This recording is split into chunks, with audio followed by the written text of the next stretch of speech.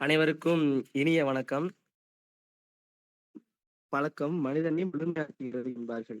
அந்த வகையில் தமிழ் இலக்கிய உலகிற்கு மேலும் பெருமை சேர்க்கும் விதமாக ஐந்துணையாவது என்னும் அறிமுகம் செய்து அதனை மதிப்பீடு செய்வதற்காக நாம் அனைவரும் இந்த இணைய வழியில் ஒன்றிணைந்துள்ளோம். இந்த நிகழ்விற்கு வருகை தந்துள்ள அனைவரையும் நான் அன்போடு வரவேற்கிறேன்.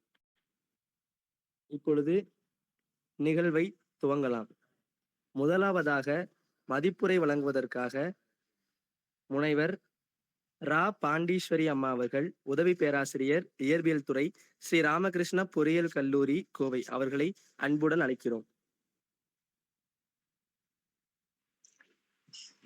அனைவருக்கும் இனிய மாலை வணக்கங்கள். இந்த மாதம் நம்மளோட வாகை பனவல் மன்றத்துல ஒரு கவிதை புத்தக வடிவுல நமக்கு வந்து கொடுத்திருந்தாங்க. ஐந்துணையாவது அந்த புத்தகத்தின் ஆசிரியர் வந்து தமிழமுதன் அவங்க. இந்த புத்தகத்தை வந்து வெறும் 65 பக்கங்கள் மட்டும்தான் இருக்கு. ஆனா இந்த புத்தகத்தை வந்து நம்ம படிக்க ஆரம்பிக்கும் போது நிறைய பார்வைகள் வந்து நமக்கு வந்து கிடைக்கும்.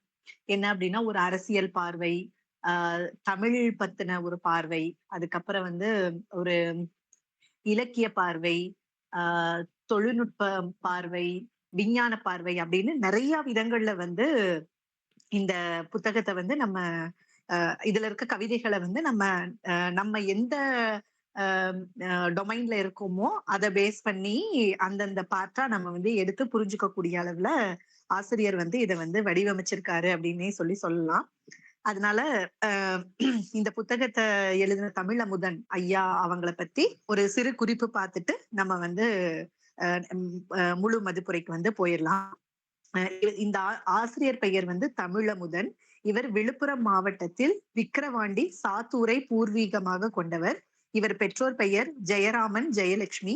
இவரது இயற்பெயர் தணிகாசலம். இவர் சிறு வயதில் ஓவியராக வேண்டும் என்ற எண்ணம் இவருக்கு இருந்தது.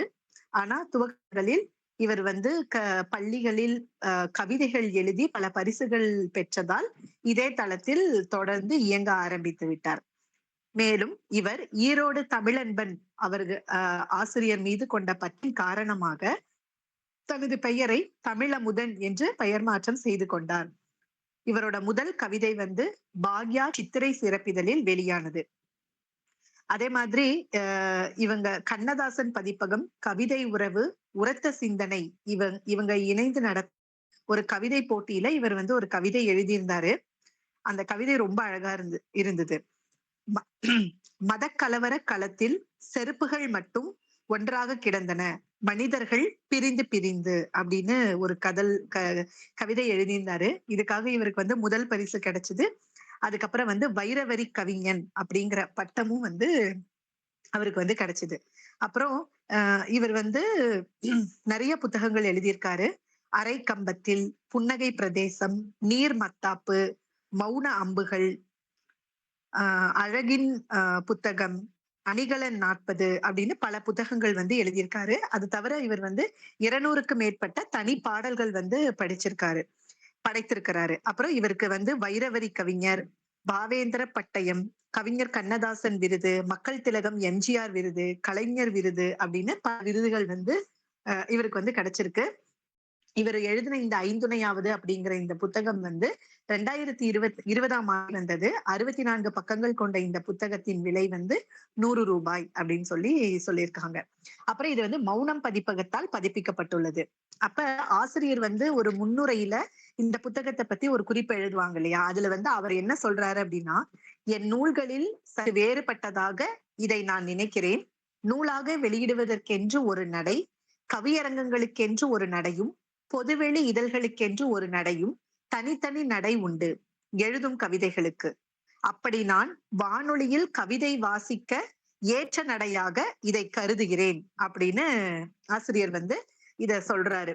அப்ப இத யோசிக்கும் போது பொதுவாவே வந்து நல்ல கவிதை எழுதக்கூடியவங்க, கவிதைய புரிஞ்சுக்க கூடியவங்களுக்கு நல்ல கவிதை நூல்கள் வந்து இருக்கும். இப்ப என்ன மாரி எல்லாம் எடுத்துட்டோம்னா, எனக்கு ரொம்ப பெருசா அந்த கவிதை நயத்தோட எல்லாம் எழுதுறதுக்கெல்லாம் வராது.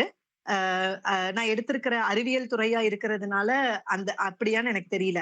ஆனா, இவர் வந்து இந்த கவிதை புத்தகத்த வந்து வானொலியில கவிதை வாசிக்க கூடிய ஒரு நடையில எழுதியிருக்கேன் அப்படின்னு சொல்லும்போது, என்ன புரிஞ்சுது அப்படின்னா, வானொலி அப்படிங்கிறது எப்பயுமே வந்து ஒரு எளிய மனிதர்களுக்கானது. அப்ப அவங்களுக்கு போய் புரிஞ்சுக்க கூடியதா இருக்கும் அப்படிங்கும்போது, கண்டிப்பா இது வந்து எளிமையான நடையில தான் இருக்கும் அப்படிங்கிற ஒரு விஷயத்த ஆசிரியர் வந்து முன்னுரையிலேயே நமக்காக வந்து சொல்லிர்றாரு. அதுக்கப்புறம் இந்த புத்தகத்தோட தலைப்ப பார்க்கும்போது, ஐந்துணையாவது அப்படின்னு இருந்தது. ஆனா மொத தடவ நான் பார்க்கும்போது, ஐந்திணையாவது அப்படின்னு பார்த்துட்டேன். அப்புறம் ஐந்திணைன்னா நம்ம பள்ளி, கல்லூரிகள்ல எல்லாம் படிச்சிருப்போம். குறிஞ்சி, முல்லை, மருதம், நெய்தல், பாலை அப்படி இருக்கும். அப்ப அது அது தொடர்பா ஏதாவது கவிதைகள் இருக்குமோ அப்படின்னு நினைச்சுட்டு 2வது தடவ திருப்பி தலைப்ப பார்க்கும்போது தான் ஐந்துணையாவது அப்படின்னு இருந்தது. அப்ப இந்த ஐந்துணையாவது அப்படின்னு ஏன் ஆசிரியர் வந்து இதுக்கான பெயர் காரணங்கள் வச்சிருக்காரு அப்படின்னு நம்ம புத்தகத்த தொடர்ந்து பார்க்கும்போது, இதுல வந்து ஆசிரியர்கள் நம்ம இல்லையா? நீர், காற்று, வானம், நெருப்பு, நிலம், நீர். இத வந்து ம் இந்த 5 பத்தி மட்டும் தான் இந்த கவிதை தொகுப்பு வந்து இடம்பெற்றிருக்கும். அப்ப ரொம்ப ஆச்சரியமா இருந்தது. ஆ இப்ப ஐம்பூதங்கள் அப்படிங்கிறது தான் நமக்கு தெரிஞ்சதா இருந்தது. ஆசிரியர் வந்து இத ஏன் ஐந்துணை அப்படின்னு சொல்றாரு? அப்படின்னு ரொம்ப யோசனையாவே இருந்தது. அப்ப ஐந்துணை அப்படின்னா, துணை அப்படிங்கிறது நம்ம இந்த மனித வாழ்க்கைய வந்து ஏதாவது ஒரு துணை வந்து வேணும். இல்லையா? எந்த துணையுமே இல்லாம மனிதன் வந்து வாழ முடியாது. அப்ப மனிதன் தன்னோட வாழ்க்கைய வாழ்றதுக்கு இந்த நம்ம சொல்ற இந்த ஐம்பூதங்களும் எப்பயுமே உறுதுணையா இருக்கிறதுனால தான் ஆசிரியர் வந்து ஐந்துணை அப்படின்னு இதுக்கு பேர் வச்சாரோ அப்படின்னு நான் வந்து நெனச்சுட்டேன். அப்புறம் இதுல வந்து அந்த ஐந்துணைன்னு சொல்லும்போது நான் முன்னாடியே சொன்ன மாரி தான். காற்று, வானம், நெருப்பு, நிலம், நீர். இத பத்தி ரொம்ப விரிவா ஆசிரியர் வந்து சொல்லியிருப்பாரு. ஒரு ஒரு தலைப்புக்கு கீழயும் 10லிருந்து 11 பக்கங்கள் வந்து கவிதைகள் ஆசிரியர் வந்து எழுதியிருப்பாரு. ஆ சில ஆச்சரியமா இருக்கும். இப்படி கூட நம்ம வந்து யோசிக்கலாமா? அப்படிங்கிற மாதிரி.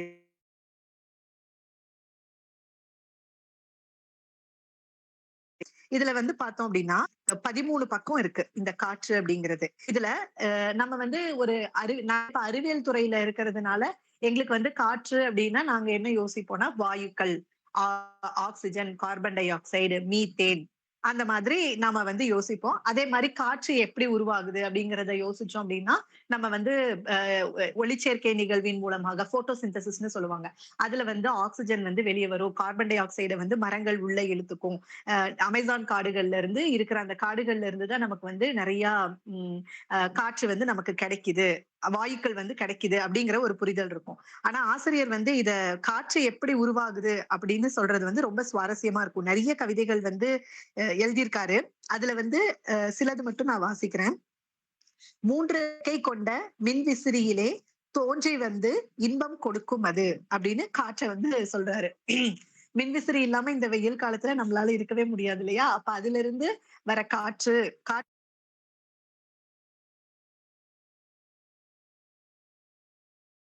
காற்றுக்குரிய பண்புகள் இல்லன்னா அதோட செயல்பாடுகள் என்னென்ன அப்படிங்கிறத சொல்லியிருப்பாரு.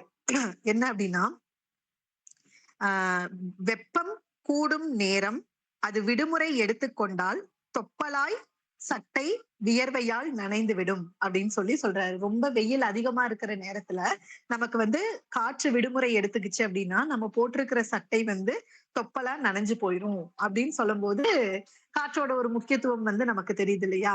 அப்புறம் அ காற்ற காற்ற பத்தி சொல்லும்போது இன்னொரு இடத்துல ரொம்ப அழகான இது என்ன அப்படின்னா, நம்ம வந்து இப்ப பகடியா சொல்லுவோம் இல்லையா? அப்படி வந்து ஆசிரியர் சொல்லும்போது, "பெண்ணின் கூந்தல் தன்னை பேய் போல் அலைய வைத்து, வண்டி ஓடுகின்ற வேகத்தை அறிய வைக்கும்." அப்படின்னு சொல்லி, அ காற்றோட வேகம் என்ன அப்படிங்கிறத பெண்ணோட கூந்தல் களையிறத வச்சு நம்ம வந்து சொல்ல வைக்க முடியும் அப்படின்னு சொல்றாங்க. அதே மாரி அ அ அ இந்த காற்றுக்கு வந்து நெறைய நல்ல விஷயங்களும் இருக்கு.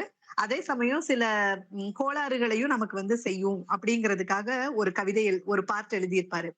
கடலை கடக்கின்ற கப்பலை கவிழ்த்து விடும், குடலில் நின்று நம்மை குளறுபடி செய்யும் அப்படின்னு சொல்லி சொல்லியிருப்பாரு. இதெல்லாம் வந்து இந்த எந்தெந்த இடத்துல எல்லாம் காற்று எப்படியெல்லாம் வந்து நடந்துக்கும் அப்படிங்கிற மாதிரி இருக்கும். அதுக்கப்புறம் வந்து காற்றோட பத்தி சொல்லும்போது நிறைய அத கவிதை நயத்தோட சொல்லுவாங்க இல்லையா? அப்படி சொல்லும்போது என்ன சொல்றாருன்னா, "அலைகள் தலைமேலே அணிந்த கிரீடம் அது, நிலையில்லா நுரையீரலுக்குள்ளே நின்று பறக்கும் அது." அதே மாதிரி இது இந்த வரி வந்து நம்ம அ ம் கொஞ்சம் கற்பனையா இமேஜின் பண்ணி பார்த்தோம்னா, "ஒற்றை கோடாய் ஓடும் ஊதுபத்தி புகையை சற்றே மாற்றி ஓவிய சாதனை புரிந்துவிடும்." அப்படின்னு சொல்றாரு. இதெல்லாம் வந்து ஒரு நம்ம தீபம் ஊதுபத்தி எரியும் போதோ, இல்ல மெழுகுவர்த்தி எரிஞ்சு அணையும் போதோ வந்து அந்த கோடு மாதிரி போகும். அப்ப காத்தடிக்கும்போது அதோட இதையே வந்து அது போற அந்த டைரக்ஷனையே வந்து மாத்திரும் அப்படின்னு சொல்லி ஆசிரியர் வந்து சொல்றாரு. அதே மாரி இந்த காற்ற பத்தி முற்போக்கு சிந்தனை ஆ சொல்லும்போது என்ன சொல்றாரு அப்படின்னா, "பெரியாரின் கொள்கைகளை பெரிதும் மதிப்பதது, சாதி பார்க்காமல் சமத்துவம் காணும் அது" அப்படின்னு சொல்றாரு. இந்த உலகத்துல இருக்கிற உயிரோட இருக்கிற எல்லா பொருளுக்குமே வந்து காற்று வந்து பொதுவானதுதான். மேல் சாதி, கீழ் சாதி அப்படிங்கிறதெல்லாம் இல்ல, நீ இந்த மதம், அந்த மதம் அப்படின்னு எதுவுமே வந்து காற்று வந்து பார்க்காது அப்படிங்கிறத சொல்லியிருப்பாரு. அதே மாரி காற்றோட ஒரு பெரிய சக்தி என்ன அப்படின்னா, குப்பை கூளத்தை கோபுரத்தில் ஏற்றிவிடும், குப்பையில் தள்ளிவிடும் கோபுரத்தில் உள்ளதையும் அப்படிங்கிறத இத வந்து கொஞ்சம் நம்ம முறுக்கு சிந்தனையோட பார்க்கிறோம் அப்படின்னா, சில நேரங்கள்ல வந்து தகுதியே இல்லாத ஒருத்தங்க வந்து அவங்க தகுதிக்கு மீறின ஒரு இடத்துக்கு வந்து போயிருவாங்க. அது ஒரு ஒரு லக் அப்படின்னு சொல்லுவோம் இல்லையா? அந்த மாதிரி. அப்ப காற்று வந்து அந்த மாதிரி ஒரு குப் அ ஒரு குப்பை கூளத்த கூட ஒரு கோபுரத்துல ஏற்றி வச்சு விடும். அதே மாதிரி கோபுரத்தின் உச்சியில இருக்கிறத வந்து திருப்பியும் வந்து கீழயே கொண்டு வந்து விட்டுரும். அப்ப அந்த காத்தோட இத நம்ம அங்கேயும் வந்து கனெக்ட் பண்ணி பார்க்க முடியும். அதே மாரி அ இந்த நம்ம கொஞ்சம் அறிவியல் பூர்வமா இத அணுகும்போது எப்படி தோணும்னா, நம்ம நம்ம மனிதர்கள் இல்ல மற்ற உயிரினங்கள் சுவாசிக்கிறதுக்கு ஆக்ஸிஜன் அப்படிங்கிற வாயு வந்து ரொம்ப முக்கியமானது.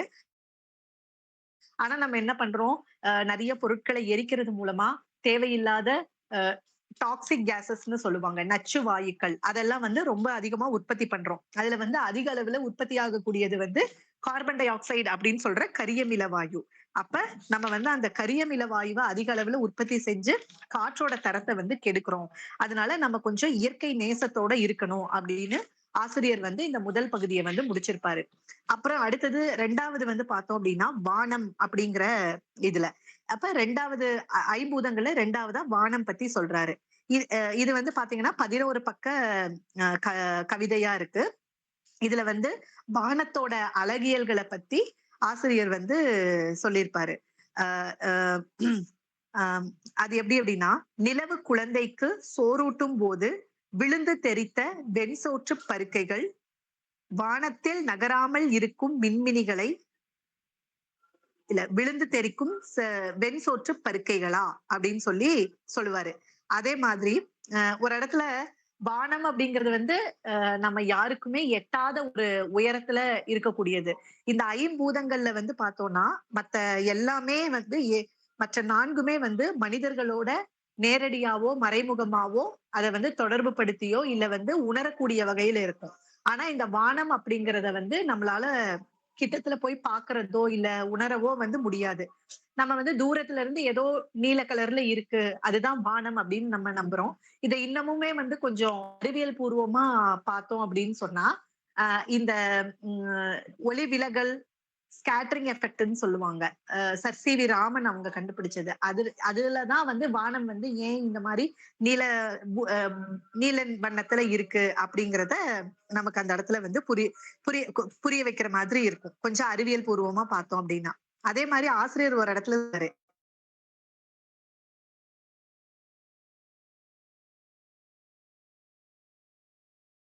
சொல்லியிருப்பாரு. இது வந்து வானம் பத்தி சொல்லும்போது. அதே மாரி வானத்தின் இயல்புகள் பத்தி பார்க்கும்போது, ஆசிரியர் எப்படி சொல்றாருன்னா, "உலகின் எந்த மூலையில் இருந்து பார்த்தாலும் தெரிவது ஒரே வானம் தான். அந்த வானத்திற்கு நீல வண்ணத்தை யார் போட்டது அப்படின்னு சொல்றாரு. நான் வந்து இந்தியால இருந்தாலும் சரி, இல்ல வேற நாட்டுல இருந்தாலும் சரி, இல்ல வேற துருவத்துல இருந்தாலும் சரி, நம்ம எல்லாமே பாக்குறது எல்லாமே ஒரே வானம் தான் அப்படின்னு சொல்றாங்க. அதே மாதிரி வானத்துல வந்து பாத்தீங்கன்னா, பகலில் தங்கப்பந்தும், இரவில் வெள்ளை பந்தும் கிடக்கிறது. வான மைதானத்தில் விளையாட யாரும் இல்லை அப்படின்னு ஆசிரியர் வந்து சொல்லிட்டே இருக்காரு. அப்ப இதெல்லாம் வந்து கற்பனை நயத்தோட நம்ம வந்து அத வந்து அணுகக்கூடிய விதத்துல இருக்கு. அப்புறம் வானத்தை வந்து சில பொருட்களோட உவமைப்படுத்தி சொல்லிட்டே வந்துட்டு இருக்காரு. வானம் ஒரு நூலகம். அதில் புது செய்திகளை நாம் படிக்கலாம். வானம் ஒரு தாள். நாம் பாயிரம் படைக்கலாம். வானம் ஒரு போர் வீரன். வானவில்லை உருவாக்கலாம். வானம் ஒரு சுமை தாங்கி. விண்கற்களை விழாமல் தாங்குகிறது. வானம் ஒரு வடிகட்டி. வெப்பக்கதிரை வடிகட்டி உள்ளே அனுப்புகிறது அப்படின்னு வானம் பத்தி சொல்றாரு. அப்ப வானம் அப்படிங்கிற ஒண்ணு வந்து இருந்தாதான் நமக்கு வந்து வெப்பம், ஒளி இது எல்லாமே மனிதனுக்கு வந்து கிடைக்கும் அப்படிங்கிறத ரொம்ப அழகா, ரொம்ப கவிதை நயத்தோட இந்த வானம்ங்கிறதுல சொல்லியிருப்பாரு. மூணாவதா வந்து இந்த இந்த வானம் அத பத்தி படிக்கும்போது ரொம்ப சுவாரஸ்யமான சில விஷயங்கள் இருக்கும். என்ன அப்படின்னா, இது வந்து ஒரு கற்பனையான ஒரு விஷயமா ஆசிரியர் வந்து சொல்லியிருப்பாரு. காலை பூமியில் கண்விழி கழுவி வாய் கொப்பளித்து காலை சிற்றுண்டியை நிலவில் முடித்து செவ்வாய் சென்று மதிய உணவை உண்டு மாலை நடைப்பயிற்சியை புதனில் முடித்துவிட்டு இரவு உணவை இன்பமாக வியாழனில் முடிப்போம் அப்படின்னு வான்வெளி பயணங்களை பத்தி ஆசிரியர் வந்து சொல்லியிருப்பாரு. இது வந்து இப்ப இருக்கிற நம்மளோட தொழில்நுட்ப வளர்ச்சியில இப்ப இது சாத்தியமா அப்படின்னா கண்டிப்பா சாத்தியம் இல்லை. ஆனா எதிர்காலத்துல வந்து ஒரு 2200 அந்த அளவு ஆண்டுகள் போகும்போது இன்னும் அறிவியல் தொழில்நுட்பம் இதெல்லாம் அதிக அளவுல வளரும் போது இது எல்லாமே வந்து சாத்தியம்தான். ஏன்னா ஒளியின் வேகத்தை விட அதிகமா போகக்கூடிய ஒன்ன வந்து மனிதன் வந்து தொடர்ச்சியா அதை கண்டுபிடிக்கான முயற்சியில இறங்கிட்டே இருக்கும்போது இதுவும் வந்து கண்டிப்பா ஒரு நாள் சாத்தியப்படும். அப்ப மனிதன் வந்து இறந்த காலத்துக்கும் எதிர்காலத்துக்கும் போறதுக்கான வாய்ப்புகள், பயண நேரத்தை குறைக்கிறதற்கான வாய்ப்புகள் எல்லாமே வந்து இந்த இடத்துல அமையும் அப்படிங்கிறது இதை படிக்கும் போது தோணுச்சு. அதே மாதிரி ஆசிரியர் வந்து தமிழையும் இந்த வானத்தையும் தொடர்பு படுத்தி நிறைய விஷயங்கள் வந்து சொல்லியிருப்பாரு. என்ன அப்படின்னா, பால்வீதியில் நின்று தமிழ் பால் பருக வேண்டும். தமிழுக்கு நிலவில் ஒரு நூலகம் அமைக்க வேண்டும். ஓசோன் கிளிசலை தைக்க ஒரு ஊசியை கண்டுபிடிக்க வேண்டும். செவ்வாயால் தமிழ் படித்தோம். செவ்வாயில் நின்று தமிழ் படிக்க வேண்டும் அப்படின்னு இதெல்லாம் ரொம்ப கவிதை நயத்தோட வானத்தையும் விண்மீன்கள் இல்லைன்னா கோள்கள் அதையும் தமிழையும் வந்து ரொம்ப கனெக்ட் பண்ணி சொல்றாரு. அப்ப ஒரு தமிழ் ஆர்வலரா இருக்கிறவங்களுக்கு வந்து இத படிக்கும் போது அட இது மாதிரி எல்லாம் வந்து எதிர்காலத்துல நடந்தா எவ்வளவு நல்லா இருக்கும் அப்படின்னு ஒரு விஷயம் தோணுச்சு. ரொம்ப வானம் பத்தி எழுதியிருந்தாங்க. அடுத்து வந்து பார்த்தோம்னா 3வது விஷயமா நெருப்பு அப்படின்னு. இதுல வந்து இதுவும் வந்து ஒரு 11 பக்க கவிதை, 11 பக்கங்கள் வந்து இருக்கும். இந்த நெருப்பு அப்படிங்கிறத பத்தி சொல்லும்போது, நெருப்பு அப்படின்னா மனிதர்கள் எல்லாத்துக்குமே வந்து அது ஒரு அச்சம் தரக்கூடியதாதான் இருக்குது இப்ப கூட. ஏன்னா நெருப்புன்னு சொன்னா வாய் சுற்றுமா அப்படின்னு கேட்பாங்க. அதே மாதிரி சிலருக்கெல்லாம் வந்து பட்டாதான் புரியும். ஒரு குழந்தைய போய் நெருப்ப தொடாதன்னா அது கேட்காது. ஒரு தடவை அது கையில சுட்டுச்சுன்னா தான் அது வந்து அந்த குழந்தைக்கு வந்து புரியும் அப்படின்னு சொல்றாங்க. அப்ப ஏன் வந்து நெருப்பு அப்படின்னா எல்லாரும் வந்து பயப்படுறாங்க அப்படின்னு சொன்னா, தீ வந்து எப்பயுமே ஒரே மாதிரிதான் இருக்கும். அதுல போய் விழுந்துட்டா கண்டிப்பா அத வந்து எரிச்சிரும். அப்ப நீ எப்போதும் ஒரே மாதிரியா இருப்பதால் தான் எல்லோரும் உன்னை பார்த்து அஞ்சுகிறார்கள் அப்படின்னு சொல்றாரு ஆசிரியர். அதே மாதிரி நெருப்பின் மிச்சம் அப்படின்னு ஒரு கவிதை வந்து எழுதியிருக்காரு. அதுல நிறைய விஷயங்கள் சொல்லி இதோட மிச்சம் அப்படின்னு சொல்லிட்டே வருவாரு. அத கொஞ்சம் சுருக்கி நான் சொல்றேன். உணவு, உணர்வு, அன்பு, ஆதரவு, உழைப்பு, பிழைப்பு, பார்வை, வேர்வை இவை அனைத்திலும் மிச்சம் வைக்கலாம். ஆனால் நெருப்பிலே மிச்சம் வைத்தால் மிச்சம் வைத்தவரை மிச்சம் மீதி வைக்காமல் தீர்த்துவிடும் அப்படின்னு சொல்லும்போது ரொம்ப ஒரு உணர்ச்சி பூர்வமா இருந்தது.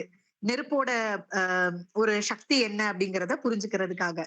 அதே மாதிரி நெருப்புக்கு அப்படின்னு தனியா ஒரு மனமெல்லாம் இருக்காது. அது வந்து ஏதாவது ஒரு பொருளை எரிக்கும் போது ஒரு மனம் வருமே ஒழிய நெருப்புக்குன்னு தனி மனமெல்லாம் கிடையாது. ஆனா தீ மலர் என்றால் கனல் தான் அதன் மனம். ஆனா அது வந்து ஒரு கனலா இருக்கும்போது அதுல இருந்து ஒரு வாசத்தை வந்து நம்மளால வந்து உணர முடியும். அந்த வெப்பத்தை வாசத்தின் வழியா உணர முடியும். அததான் இந்த இடத்துல வந்து ஆசிரியர் வந்து சொல்றாரு. அதே மாதிரி ஆஹ் அக்னி குஞ்சால் வெந்து தணிந்தது காடு அப்படின்னு சொன்னாரு பாரதி. கெட்டவர் கையில் கிடைத்த தீயால் வெந்து தணிந்தது வெண்மணி. வெண்மணியில வந்து ஒரு கலவரம் நடந்தது இல்லையா? அததான் ஆசிரியர் வந்து இந்த இடத்துல சொல்லியிருக்கிறாரு. அதே மாதிரி ஆஹ் ஆஹ் ஒரு இப்ப நம்ம நம்ம நம்மள சுத்தி நடக்கிற விஷயங்கள் கடந்த ஒரு 3, 4 மாதங்களா நம்மள சுற்றி நடந்த விஷயங்கள் அதையும் இந்த கவிதையையும் நம்மளால வந்து தொடர்பு படுத்தி பார்க்க முடியும். தான் தோன்றியாய் திரியும் நெருப்புகளால் நல்லது நடப்பதில்லை நாட்டுக்கும் வீட்டுக்கும். கொள்கையோடும் குறிக்கோளோடும் புறப்பட்டு வந்த தீ விளக்குகளில் சுடராகிறது அப்படின்னு ஆசிரியர் சொல்றாரு. அப்ப ஒரு மனிதனா இருக்கிறவனுக்கு எப்பயுமே வந்து கொள்கையும் கோட்பாடும் ரொம்ப ரொம்ப முக்கியம். கொள்கை கோட்பாடு இல்லாமல் தான் தோன்றித்தனமாய் திரியக்கூடிய நெருப்புகளால நாட்டுக்கும் வீட்டுக்கும் எந்த பயனுமே கிடையாது அப்படிங்கறத ஆசிரியர் இந்த இடத்துல வந்து ரொம்ப ஆணித்தனமா பதிய வைக்கிறாரு. அதே மாதிரி ஆஹ் ஆஹ் நெருப்பு வந்து எங்கெல்லாம் இருக்கும் அப்படின்னு சொல்லிட்டே வராரு. நெல்மணி, நெடுந்துயர்ந்த மரம், பாம்பின் நாவு, அகிம்சை என்னும் தத்துவ வாக்கு, கண்ணகி எறிந்த சிலம்பு, சக்கரம், மின்மினி பூச்சி என எல்லாவற்றிலும் இருக்குது நெருப்பு. அதை சொல்வதுதான் கவிஞனின் பொறுப்பு அப்படின்னு சொல்லி இந்த நெருப்பு அப்படிங்கிற பகுதியை வந்து ஆசிரியர் வந்து முடிக்கிறார். அப்படியே வந்து நம்ம 4வது பகுதிக்கு போனோம் அப்படின்னு சொன்னா நிலம். இப்ப நெருப்பு அப்படிங்கும் போது அது எப்பயுமே ஒரு ஆக்ரோஷமானதா ரொம்ப தன்கிட்ட எது வந்தாலும் அது அவங்கள வந்து எரிக்கக்கூடியதா ஆசிரியர் வந்து வர்ணனை பண்ணிட்டே வந்திருக்காரு. அப்படியே நிலம் அப்படிங்கிறதுக்கு வரும்போது ஆசிரியர் வந்து என்ன சொல்றாருன்னா, நிலம் அப்படின்னா நம்மளை பொறுத்தளவு பூமி. அத வந்து பூமியை வந்து ஒரு பொறுமையோட சின்னமா பொறுமையின் சின்னம் தான் பூமி. ஏன்னா பொறுத்தார் பூமி ஆழ்வார் அப்படிங்கிற ஒரு இது இருக்கு. அப்ப இந்த நிலம் அப்படிங்கிறது ரொம்ப ரொம்ப பொறுமைசாலியா இருக்கு. தான் கிட்ட தான் மேல தனக்குள்ள என்னென்ன முடிக்கிற அளவுக்கு அத வந்து தாங்கிக்கிட்டு பொறுமையோட ஏத்துக்கிட்டே இருக்கு. ஆனா அந்த பூமிக்கும் ஒரு நாள் வந்து பொறுமை போகும்போது மனுஷனோட வாழ்க்கை வந்து என்னவா மாறிடும் அப்படிங்கறது எல்லாத்தையும் இந்த கவிதை இதுல சொல்லியிருப்பாரு. பூமியை பத்தி சொல்லும் போது இது பூமி விதைகளின் கருவறை, நிலக்கரியின் சிறையறை அப்படின்னு சொல்றாரு. அப்புறம் பூமி வந்து பார்த்தோம்னா தனக்குள்ள வந்து கடும் சூட்டை உள்ளே வைத்திருந்தாலும் அதன் பெயர் பூகோளம், பூகோளம் அப்படின்னு சொல்றாங்க. இந்த கடும் சூடு அப்படின்னு சொல்லும் போது கொஞ்சம் அறிவியல் பூர்வமா அதை நம்ம பார்த்தோம்னா ஜியோ தெர்மல் எனர்ஜி அப்படிங்கிறது அந்த இடத்துல வந்து நமக்கு வந்து தெரியும். அதே மாதிரி எதை புதைத்தாலும் ஏற்றுக்கொள்ளும், நல்லதை துளிர்க்க வைக்கும், தீயதை செரித்து விடும். இது ஏழைகளின் பஞ்சு மெத்தை அப்படின்னு சொல்றாரு. இந்த இடத்துலதான் எதை புதைத்தாலும் ஏற்றுக்கொள்ளும் அப்படிங்கும் போது இந்த இடத்துல இப்ப நம்ம என்ன பண்றோம், இந்த நிலத்தை நம்ம வந்து என்ன பண்றோம். அப்ப இந்த இடத்துல கொஞ்சம் சுற்றுச்சூழல் பார்வையில வரும்போது நாம மக்கும் குப்பை, மக்காத குப்பை எத்தனை பேரு நம்ம வீட்டுல வந்து அதை பிரிச்சு கொடுக்கிறோம். மக்காத குப்பைன்னு சொல்லும் போது அதுல அதிக அளவுல வர்றது வந்து பிளாஸ்டிக் கவர்ஸ் இருக்கு இல்லையா, பிளாஸ்டிக் பொருட்கள். அத நம்ம எத்தனை பேரு ஒரு கார்பரேஷன்ல இருந்து கொண்டு வரவங்க கிட்ட நம்ம வந்து பிரிச்சு கொடுக்கிறோம். ஒரு பிளாஸ்டிக் வந்து பூமியில நம்ம போட்டோம் தவறுதலாவோ இல்ல தெரிந்தோ போட்டுட்டா கூட 400ல இருந்து 450 வருடங்கள் ஆகும் அது வந்து செரிமானம் ஆகிறதுக்கு. நம்ம இந்த பூமி மேல எந்த விதமான அக்கறையுமே இல்லாம தான் தோன்றித்தனமா என்ன பண்றோம், அவ்வளோ குப்பைகளை வந்து போட்டுக்கிட்டே இருக்கும். நேத்தும் போட்டோம், இன்னைக்கும் போடுறோம், நாளைக்கும் போட்டுக்கிட்டே தான் இருக்கும். போடுவோம். இது நடக்குது இல்லையா? அப்ப நாம இந்த பூமி மேல கொஞ்சமாவது அக்கறை இருக்கும் போது என்ன பண்ணலாம் அப்படின்னு சொன்னா இந்த மாதிரி விஷயங்களை வந்து பூமிக்கு தீமை தரக்கூடிய விஷயங்களை நம்ம கொஞ்சம் வந்து தவிர்த்துக்கிறது வந்து நல்லது அப்படிங்கிறது இந்த இடத்துல எனக்கு வந்து ஒரு புரிதல் வந்து கிடைச்சது. அதே மாதிரி நிலம் எல்லாவற்றையும் தனக்குள் சேகரித்து வைத்துக் கொள்ளும். நீர், விதை, தங்கம், நிலக்கரி. ஆனா மனிதன் என்ன பண்றான், தனக்கு கிடைக்கிற எல்லாத்தையுமே பூமி கிட்ட இருந்து தனக்கு கிடைக்கிற எல்லாத்தையுமே அளவுக்கு அதிகமா வந்து செலவு பண்ணிட்டே இருக்கான் அப்படிங்கிறதையும் ஆசிரியர் சொல்றாரு. அதே மாதிரி பூமி ஒரு ஆவணமாய் இருக்கிறது, ஆனால் என்றும் ஆணவமாய் இருந்ததில்லை. நாம் ஆணவமாய் இருக்கிறோம்.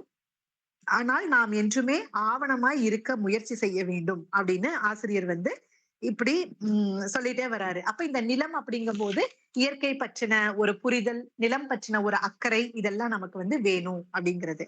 அடுத்து 5வதா நீர். இது வந்து 10 பக்கங்கள் இருக்க கவிதையா இருக்கு. நீர் வந்து ஆசிரியர் வந்து நீருக்கும் நமக்கும் நெடிய பந்தம், நீர்தான் நமக்கு ஆதி சொந்தம். நீரில் பிறந்தோம், நீரில் வளர்ந்தோம், நீராய் இருந்தோம், நீருக்காக சண்டையிடுகிறோம், நீருக்காக மண்டியிடுகிறோம் அப்படின்னு நீருக்கும் நமக்குற பந்தத்தை வந்து சொல்றாரு. வைரமுத்து அவங்க வந்து ஒரு படத்துல ரிதம் அப்படிங்கிற ஒரு படத்துல வந்து பெண்ணையும் ஒப்புமைப்படுத்தி ரொம்ப அழகான வரிகள் வந்து எழுதியிருப்பாரு. ஒரு ஒரு மனிதனோட வாழ்க்கையில நீர் எவ்வளவு முக்கியமோ அளவுக்கு வந்து பெண்ணும் வந்து ஒரு முக்கியமான பங்காற்றுறா அப்படிங்கிற மாதிரி அது வரும். அப்ப இத படிக்கும்போது எனக்கு அதுவும் வந்து தோணுச்சு. அதே மாதிரி தண்ணீரும் ஏற்றத்தாழ்வுகளும் அப்படின்னு சொல்லும்போது தண்ணீரின் குணமே ஓடிப்பாய்ந்து பள்ளத்தை எல்லாம் சமப்படுத்தும், ஏற்றத்தாழ்வை சமன்படுத்தும் அப்படின்னு சொல்றாரு. மனிதனுக்கு நீர்தான் மூலம், குலம், கோத்திரம், பொய்யான சாதிகளை உருவாக்கி போட்டுக்கொள்கிறோம் சண்டை அப்படிங்கிறாங்க. அப்ப தண்ணீருக்கு வந்து ஏற்றத்தாழ்வு அப்படிங்கிறது இயற்கையில கிடையாது. ஆனா மனிதன் தான் என்ன பண்றான்? நீ தொட்ட தண்ணிய வந்து நான் தொட மாட்டேன் அப்படிங்கிற ஒரு சாதிய பாகுபாட அந்த இடத்துல கொண்டு வந்து ஏற்றத்தாழ்வை கொண்டு வரான்னு ஆசிரியர் வந்து அந்த இடத்துல கடுமையா சாடுறாரு. அதே மாதிரி நம்மளோட மனிதனோட உடம்புல வந்து பாத்தீங்கன்னா நீர் தான் ஒரு முக்கியமான பங்காற்றுது.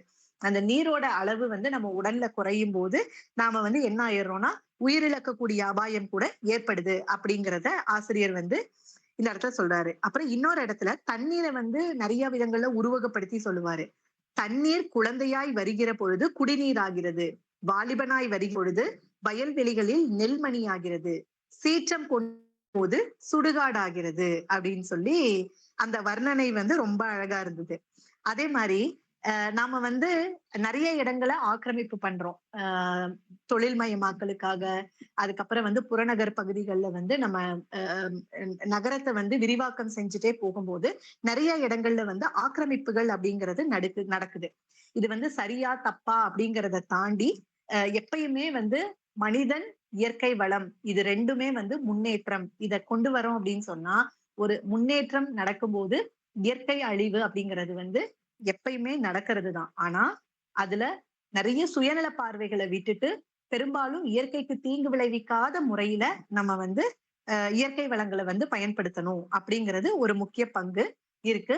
அதுக்காக தான் வந்து நம்மளோட உலகளாவிய அளவுல சஸ்டைனபிள் டெவலப்மெண்ட் கோல்ஸ் அப்படின்னு கொண்டு வந்து நிறைய அந்த கோல்ஸ் எல்லாம் இருக்கு. அதுக்கு கீழே வந்து தண்ணீர்லயும் அண்டர் வாட்டர் அப்படின்னு ஒரு கோலே வந்து அதுல இருக்கு. அதுக்காக நிறைய ஆராய்ச்சிகள் எல்லாமே வந்து பண்ணிட்டு இருக்கிறாங்க. அப்ப ஆக்கிரமிப்பு அப்படிங்கிற ஒரு ஒரு இதுல வந்து கவிதை எழுதியிருப்பாரு.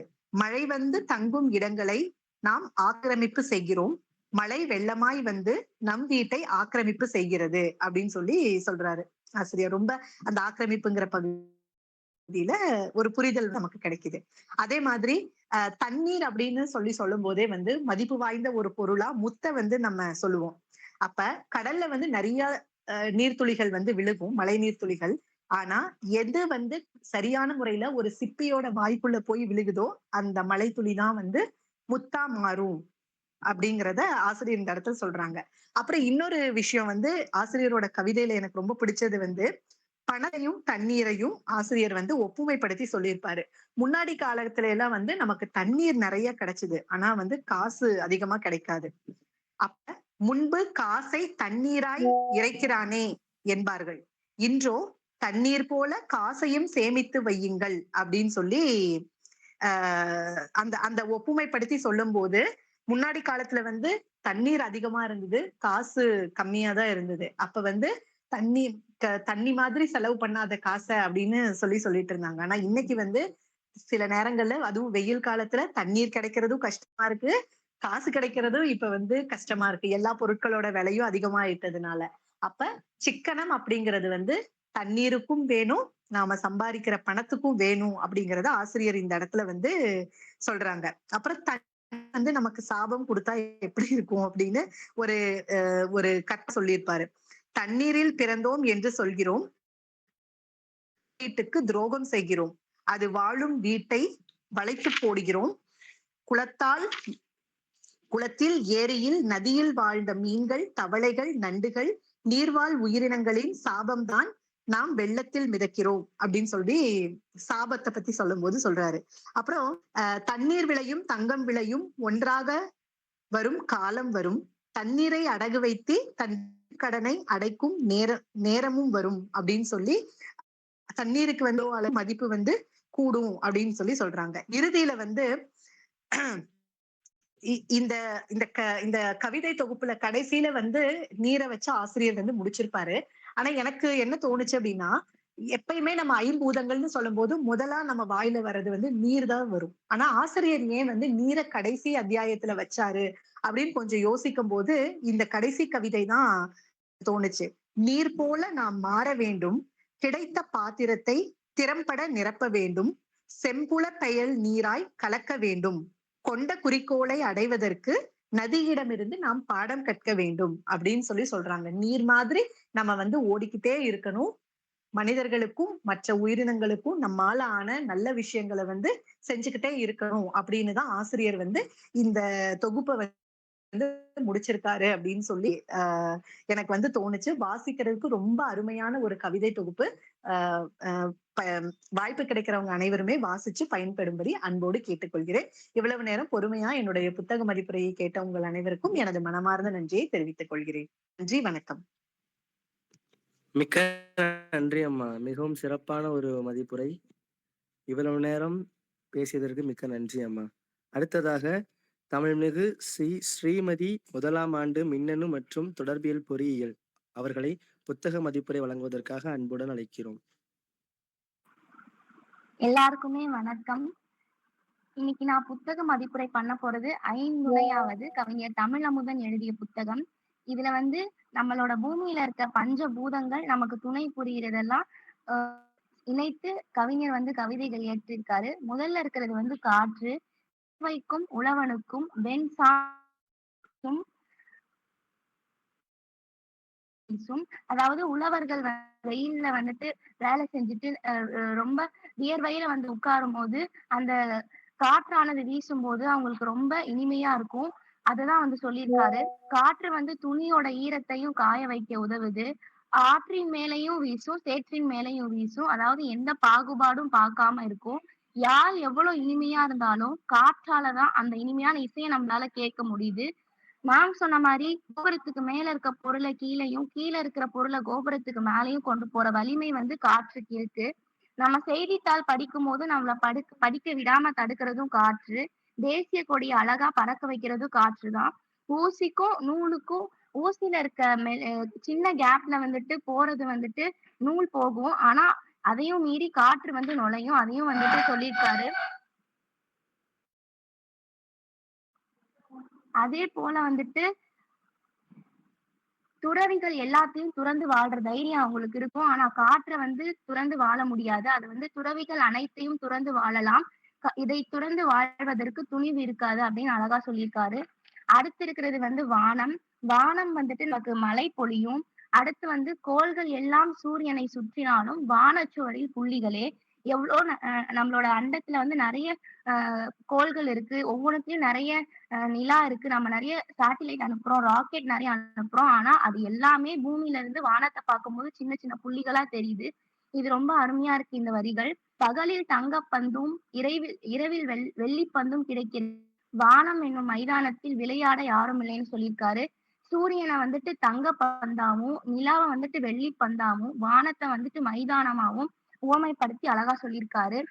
அடுத்து வந்துட்டு சூரிய கதிர்களை வந்துட்டு வானம் தான் வடிகட்டி நம்ம பூமிக்கு அனுப்புது அப்படின்றதையும் சொல்லியிருக்காரு. நிலா முற்றம் நிகழ்ச்சியை நிலவில் நடத்த வேண்டும், அதில் தமிழ் முதல் கவியரங்கை நடத்தி முடிக்க வேண்டும் அப்படின்னு சொல்லியிருக்காரு. இதுல வந்துட்டு தமிழ் மீது அவருக்கு இருக்கிற பற்று வந்து நமக்கு தெரியுது. அதுக்கப்புறம் வர சில வரிகள் வந்து ரொம்பவே அருமையா இருக்கு. செந்தமிழின் சிறப்புகளை செப்பேட்டில் செதுக்கி செவ்வாயின் வீதிகளில் பதித்திட வேண்டும். அங்குள்ள மலைகளில் தமிழின் வீரத்தை, தமிழினத்தின் வீரியத்தை சிற்பமாய் செதுக்க வேண்டும். சங்கத் தமிழினை பாடல்களை வரிவிடாமல் செதுக்க வேண்டும்.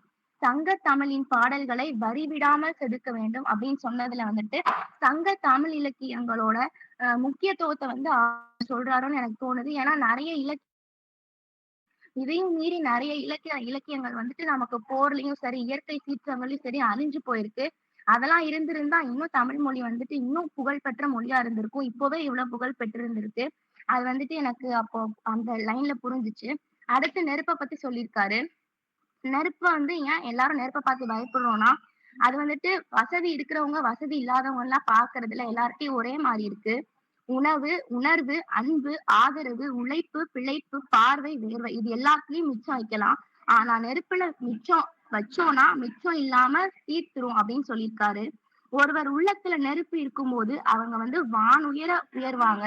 அததான் அழகா சொல்லியிருக்காரு. ஒருவன் உள்ளத்தில் நெருப்பு எழுகிறது என்றால் அவன் உயர்வான் உயர்வான் அப்படின்னு சொல்லியிருக்காரு.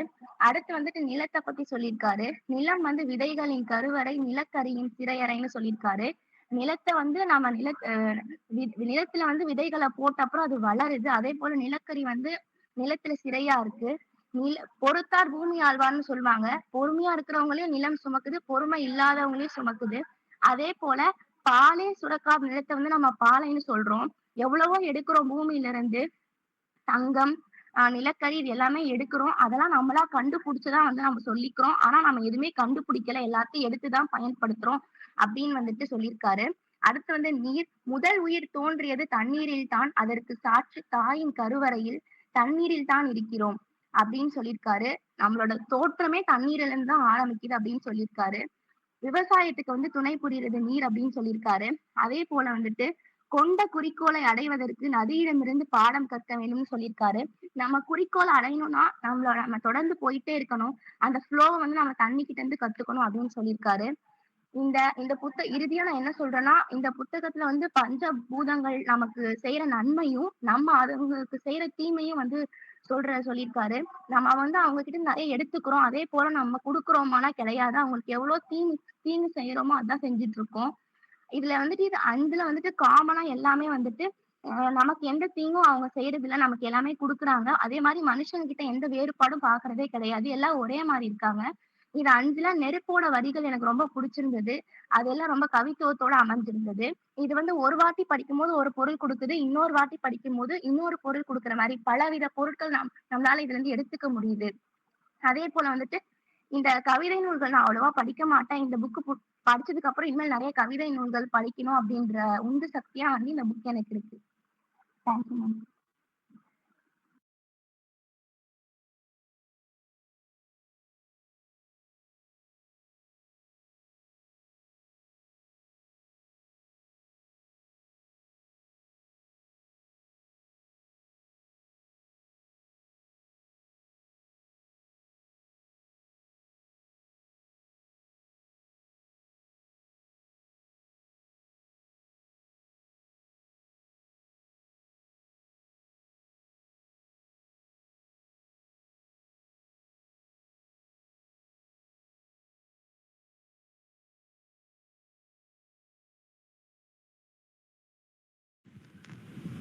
ஹலோ. ஃபீமேல் உங்களுடைய நீங்க முடிச்சிட்டீங்களா? எஸ் சார், முடிச்சிட்டேன் சார். ஓகே, நன்றி. உங்களோட சிறப்பான மதிப்புரை. இது உங்களுடைய முதல் மதிப்புரைன்னு நினைக்கிறேன். நல்லா இருந்துச்சு. இனிமே தொடர்ந்து நம்ம வாகை பணுவல் மன்றத்துல வந்து மதிப்புரை பண்ணுங்க. வாழ்த்துக்கள். Thank you sir. செல்வா இருக்கியாப்பா? சரி, அடுத்ததாக புத்தக மதிப்புரை வழங்க தமிழ்மிகு சத்யா அவர்கள், தமிழ் இலக்கியத்துறை அம்மா அவர்களை புத்தக மதிப்புரை வழங்க வருமாறு பணிவன்புடன் அழைக்கிறேன். சத்யா அம்மா இருக்கீங்களா?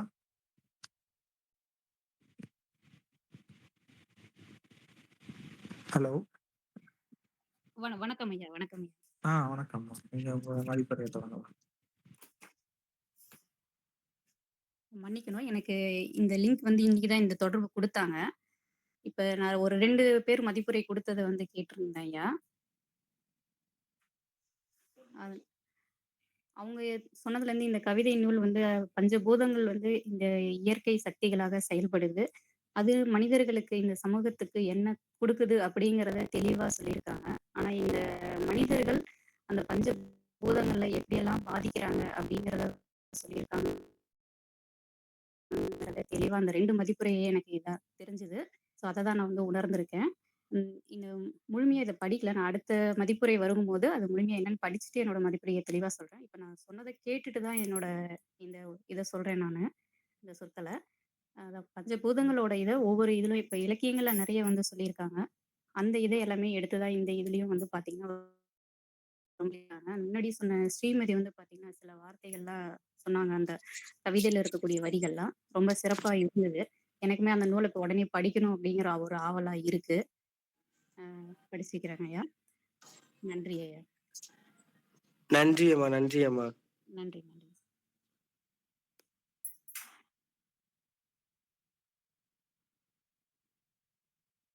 பகவதி அம்மா, நீங்க மதிப்புரை பண்றீங்களாங்கம்மா? ஓகே. இந்த ஒரு நிமிடம் அம்மா. இவ்வளவு சீக்கிரம் வரும்னு நினைக்கல நான்.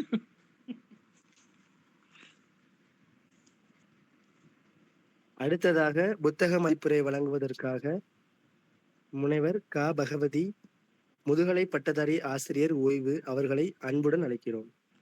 நன்றிப்பா.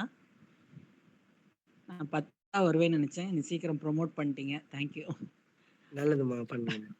வாகை தமிழ் சங்கத்திற்கும் பணுவல் மன்றத்தினருக்கும் இந்நிகழ்வை சிறப்புற நடத்துபவர்களுக்கும் பங்கேற்ற அனைவருக்கும் பார்வையாளர்களுக்கும் என்னுடைய வணக்கத்தை தெரிவித்துக் கொள்கிறேன். நான் எப்பொழுதுமே புத்தகம் வாங்கின உடனே நேரடியாக உள்ளடக்கம் போயிடுவேன்.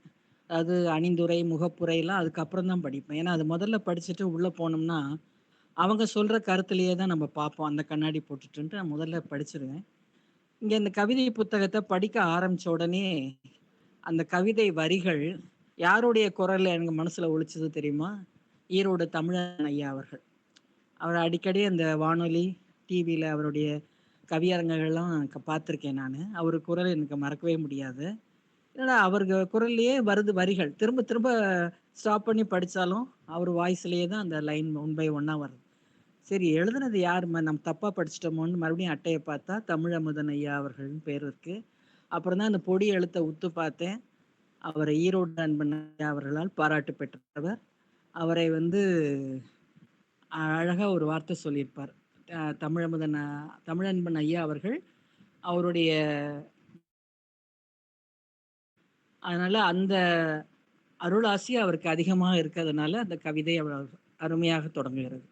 அந்த காற்று பற்றிய கவிதை வந்து எத்தனை பேர் கவனிச்சிருக்குன்னு தெரியல. நான் இது வரைக்கும் நம்ம வந்து கவிதை புத்தகத்தை மதிப்புரை வழங்குறது வந்து குறுங்கவிதைகள் தான் இருக்கும். மேக்சிமம் ஹைக்கூ கவிதைகள் மாதிரி தான் இருக்கும். அதனால ஈஸியாக நம்ம அதை சொல்லிட்டு போயிடுவோம். ஆனால் இது வந்து பெரிய கவிதை. கிட்டத்தட்ட முதல் கவிதையெல்லாம் பார்த்தீங்கன்னா ஒரு 11 பக்கத்துக்கு மேலே இருக்குது. 264 வரிகள் இருக்குது. இவ்வளோ நெடிய கவிதையெல்லாம் நம்ம இப்போ தான் ஃபஸ்ட் டைம் படிக்கிறோம். இது ஆக்சுவலாக கவியரங்கத்தில் படிக்கும்போது எப்படி இருக்கும் நீங்கள் கற்பனை பண்ணி பாருங்கள். ஒவ்வொரு இதுவும் ஒரு 4 லைன் வாசித்த உடனே அங்கே பாராட்டு வந்துடும். பிரமாதம் பிரமாதம்ன்ட்டு வரும். இந்த ஹிந்தியிலலாம் நம்ம பார்த்தோம்னா கசல்லாம் பார்த்தோம்னா அவங்க எப்படி ரசிப்பாங்கன்னு பார்த்துருப்போம். அதே போல் இந்த கவியரங்கள், கவிக்கோ அவர்கள் நடத்திய கவியரங்குகள்லாம் பார்த்தோம்னா இது போல் அந்த உணர்ச்சி கூடவே வரும். ரசிச்சுக்கிட்டே வரலாம். அதுபோல் நாமளும் இவர் கூடயே இந்த கவிதையை படிக்க படிக்க ரசிச்சுட்டே போக வேண்டியதுதான். அத்தனையும் நம்மளால் இங்கே சொல்லவே முடியாது. இன்னொரு இதில் பார்த்தீங்கன்னா இந்த காற்று பற்றிய கவிதையில் பார்த்தீங்கன்னா என்ன இருக்குன்னா 4 வரிகளாக இருக்குது. அந்த 4 வரிகளில் பார்த்தீங்கன்னா 2 வரிகள் ஒரே எழுத்தில் ஆரம்பிச்சிருக்கும். அது மோனைன்னு சொல்லுவாங்கன்னு நினைக்கிறேன். எனக்கு அவ்வளோ இலக்கணம் மறந்து போச்சு. அடுத்த 2 வரிகள் ஒரே எழுத்தில் ஆரம்பிக்கும். சில நேரம் 4 வரிகளுமே ஒரே முதல் எழுத்து வந்து ஒன்றாகவே இருக்கும். அது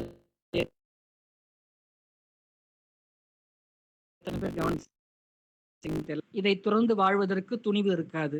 எல்லாமே தூணே ஆரம்பிக்க பாருங்க. அதில் இந்த காற்றுங்கிற கவிதை மிகச்சிறந்த கவிதை. அதில் எல்லா வரிகளையுமே 2 பேருமே அழகாக சொல்லிட்டாங்க, பாண்டீஸ்வரியும் ஸ்ரீமதியும். அதில் வந்து நான் பாண்டீஸ்வரி சொன்னப்பல தான் பெரியார் கொள்கைகளை பெரிதும் மதிப்பது, அது சாதி பார்க்காமல் சமத்துவம் காணும் அது. அதே போல் ஊதுபத்தி புகையில் ஒற்றை கோலமாய் ஒற்றை கோடாய் மாறுவது வந்து ஓவியமாக மாற்றுவது காற்று. அதாவது அவருடைய கற்பனை வந்து அப்படியே பொங்கி பொங்கி வருது. அது நம்ம அந்த சூழல் அப்படியே அடிச்சுக்கிட்டே போறோம். அதை நம்ம ரசிச்சுக்கிட்டே இருக்க வேண்டியதுதான். அவர் சொன்னாப்புல வானத்துல ஒரு நிலாமுற்ற கவிதை இல்ல கலந்துகிட்ட மாதிரி தான் இருக்கும் நம்முடைய அந்த கற்பனையை. அதனால அவ்வளவு ரசிச்சு படிக்க வேண்டிய விஷயம். நான் நினைச்சேன் நான் கடைசியா தான் வாசிப்பேனால எல்லாரும் போர் அடிச்சு போயிருப்பாங்க. அதனால சுருக்கமா எழுதிட்டு வந்துட்டேன். முதலே வாய்ப்பு கிடைக்கும்னு நினைச்சா நிறைய சொல்லியிருப்பேன் நான். அடுத்தது வானத்தை பத்தி சொல்லும்போது, நிலவு குழந்தைக்கு சோறூட்டும் போது விழுந்து தெரித்த வெண்சோற்று பருக்கைகளா அப்படின்னு வானத்துல இருக்கிற நட்சத்திரத்தை இது பாருங்க. வெண்சோற்று பருக்கைகளாங்கிறதெல்லாம் ஒரு பயங்கரமான கற்பனை. அதே போல தலைகணத்தோடு இருப்பதால் மனிதன் தரையில் இருக்கிறான். அது இல்லாததால் வானத்தை முத்தமிடுகின்றன பறவைகள். அதாவது பறவைகளுக்கு தலைகணம் கிடையாது. அதனால உயரை மேல மேல போகுது. ஆனா மனிதனுக்கு தலைகணம் இருப்பதனால எப்பவுமே அவன் தரையில தான் இருக்கிறான் அப்படிங்கிறது அழகான ஒரு பஞ்ச் அது. அதனால வானத்தின் உயர்வினை அழகா சொல்றது 2 எக்ஸாம்பிள் போதும்னு நினைக்கிறேன். அடுத்தது நெருப்பு பத்தி சொல்லும்போது, கெட்டவர் கையில் கிடைத்த தீயால் வெந்து தணிந்தது வெண்மணி. இந்த வெண்மணி சம்பவம் வந்து எல்லாருக்கும் நினைவு இருக்கும்னு நினைக்கிறேன். ஒரு வீட்டுக்குள்ள கிட்டத்தட்ட 46 பேர் நினைக்கிறேன். ஒரே வீட்டில் அடைச்சு அந்த வீட்டுக்கே நெருப்பு வச்சு சாகடிச்சாங்க கூலி உயர்வாக கேட்டதுனால. அந்த முதலாளிகளுடைய அந்த குரூர மனம் அதை வந்து அந்த கவிதையை அந்த அந்த நினைவுகள்லாம் நினைக்கும் போது ரொம்ப கஷ்டமா இருக்கும். அந்த வலியை வந்து இந்த 2 லைன்ல ரொம்ப அழகா சொல்லிட்டார்.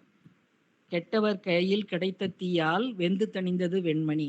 இது அருமையான ஒரு பஞ்ச். இது நம்ம மனசுக்குள்ள அப்படியே நிறைய எண்ணங்களை வந்து தூண்டுது. அடுத்தது பூமியை பத்தி சொல்லும்போது, பூமி வந்து அது சுற்றுவது சாய்ந்த அச்சில் தான். பூமி பாருங்க ஒரு ஆங்கிள் தான் சுத்திக்கிட்டே இருக்கும். யார் பக்கமும் சாயாத அச்சில் நிலம் வாயை திறக்காத வரையில் நம் வாழ்வு வளமாகும். அதாவது பூமியை வந்து ஸ்டேபிளா இருந்தாதான் நம்முடைய வாழ்வு வந்து சிறப்பாக இருக்கும். அது ஏதாவது பிரச்சனை பண்ணுச்சுன்னா, உதாரணமா பூகம்பம் வந்துச்சுன்னா என்ன ஆகுங்கிறத நம்ம பார்த்துருக்கோம். அதனால அந்த பூமியை பற்றிய ஒரு கவிதைக்கு இது ஒரு சின்ன எடுத்துக்காட்டு. அடுத்து நீர் பற்றி சொல்லும்போது, மழையின் வீட்டை நாம் ஆக்கிரமிப்பு செய்ததற்கு மழை யாரிடம் போய் நிவாரணம் கேட்கும்? மழையால் நமக்கு பாதிப்பு ஏற்பட்டால் நம்ம நிவாரணம் கேட்குறோம். ஆனால் மழையின் வீட்டை நாம் ஆக்கிரமிப்பு செய்கிறோம். எதை ஆக்கிரமிப்பு செய்கிறோம்? நீர்நிலைகள் அல்லது ஏரிகள் எல்லாம் மூடி அது மேலே வீடுகளை கட்டிக்கிட்டு இருக்கோம். அப்போ அவங்களுடைய இடத்த நாம் ஆக்கிரமிப்பு செய்கிறோம். மழை போய் யார்கிட்ட போய் நிவாரணம் கேட்குங்கிறத அந்த சுற்றுச்சூழல் பாதிப்பை வந்து அழகாக ஆசிரியர் சொல்கிறார். அதே போல் நிலத்தின் பொறுமையும் ரொம்ப நல்லா சொல்கிறாரு. ரொம்ப சுருக்கமாக தான் நான் எழுதியிருக்கேன். ஐந்துணை என்பது இந்த பஞ்சபூதங்கள் நமக்கு வாழ்க்கைக்கு முக்கியமானவை, நமக்கு துணையாக இருக்க வேண்டியவை, நம்முடைய நல்ல வாழ்வுக்கு அவற்றை நம்ம பாதுகாக்க வேண்டும் என்ற எண்ணத்தில் இந்த கவிதைகள் எழுதப்பட்டிருக்கின்றன. அந்த வானத்தில் நிலாமூற்றத்தில் பங்கெடுத்த பெருமையோடு ஆசிரியர் தெளிவாக இந்த தொகுப்பில் 5 பஞ்சபூதங்கள் பற்றி தெளிவாக சொல்லியிருக்கிறார். அவருக்கு என்னுடைய நன்றியும் வாழ்த்துக்களும். வாய்ப்புக்கு நன்றி. வணக்கம். மிக்க நன்றி அம்மா. மிகவும் சிறப்பான ஒரு மதிப்புரை அம்மா. மிகவும் நன்றி. நன்றிப்பா. ஒரு இம்மாதமும் தங்களுடைய மதிப்புரையை நீங்கள் 1 பக்கம் அல்லது 1.5 பக்கம் அளவில் எழுதி அனுப்புமாறு தாழ்மையுடன் வேண்டுகொள்கிறேன். போன மாசம் நீங்க எல்லாருமே அனுப்பிச்சிட்டீங்க. அதே மாதிரி இந்த மாதம் 5ஆம் தேதிக்குள்ள கொஞ்சம் அனுப்பிச்சிடுங்க.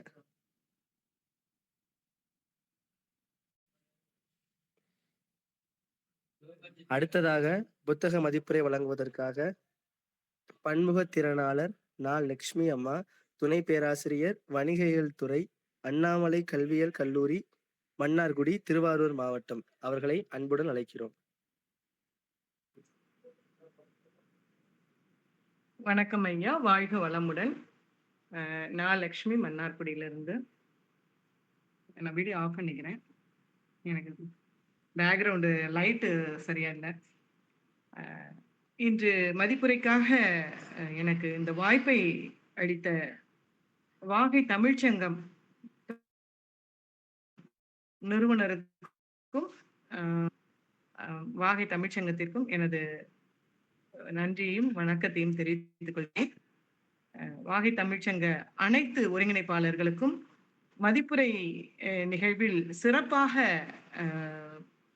பணி செய்து வரும் தம்பி அவர்களுக்கும் எனது பணிவான வணக்கத்தை தெரிவித்துக் கொள்கிறேன்.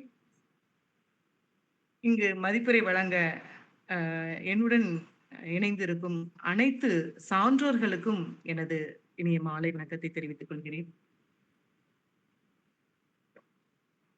இறைவனுக்கும் இயற்கைக்கும் பிரபஞ்சத்துக்கும் எனது வணக்கத்தையும் இந்த வாய்ப்பிற்கான நன்றியும் தெரிவித்துக் கொள்கிறேன். வாழ்க வளமுடன். ஐந்துணையாவது அப்படிங்கிற இந்த தலைப்பே வந்து ஒரு மிக சிறப்பான தலைப்பாக நான் கொண்டாடுகிறேன்.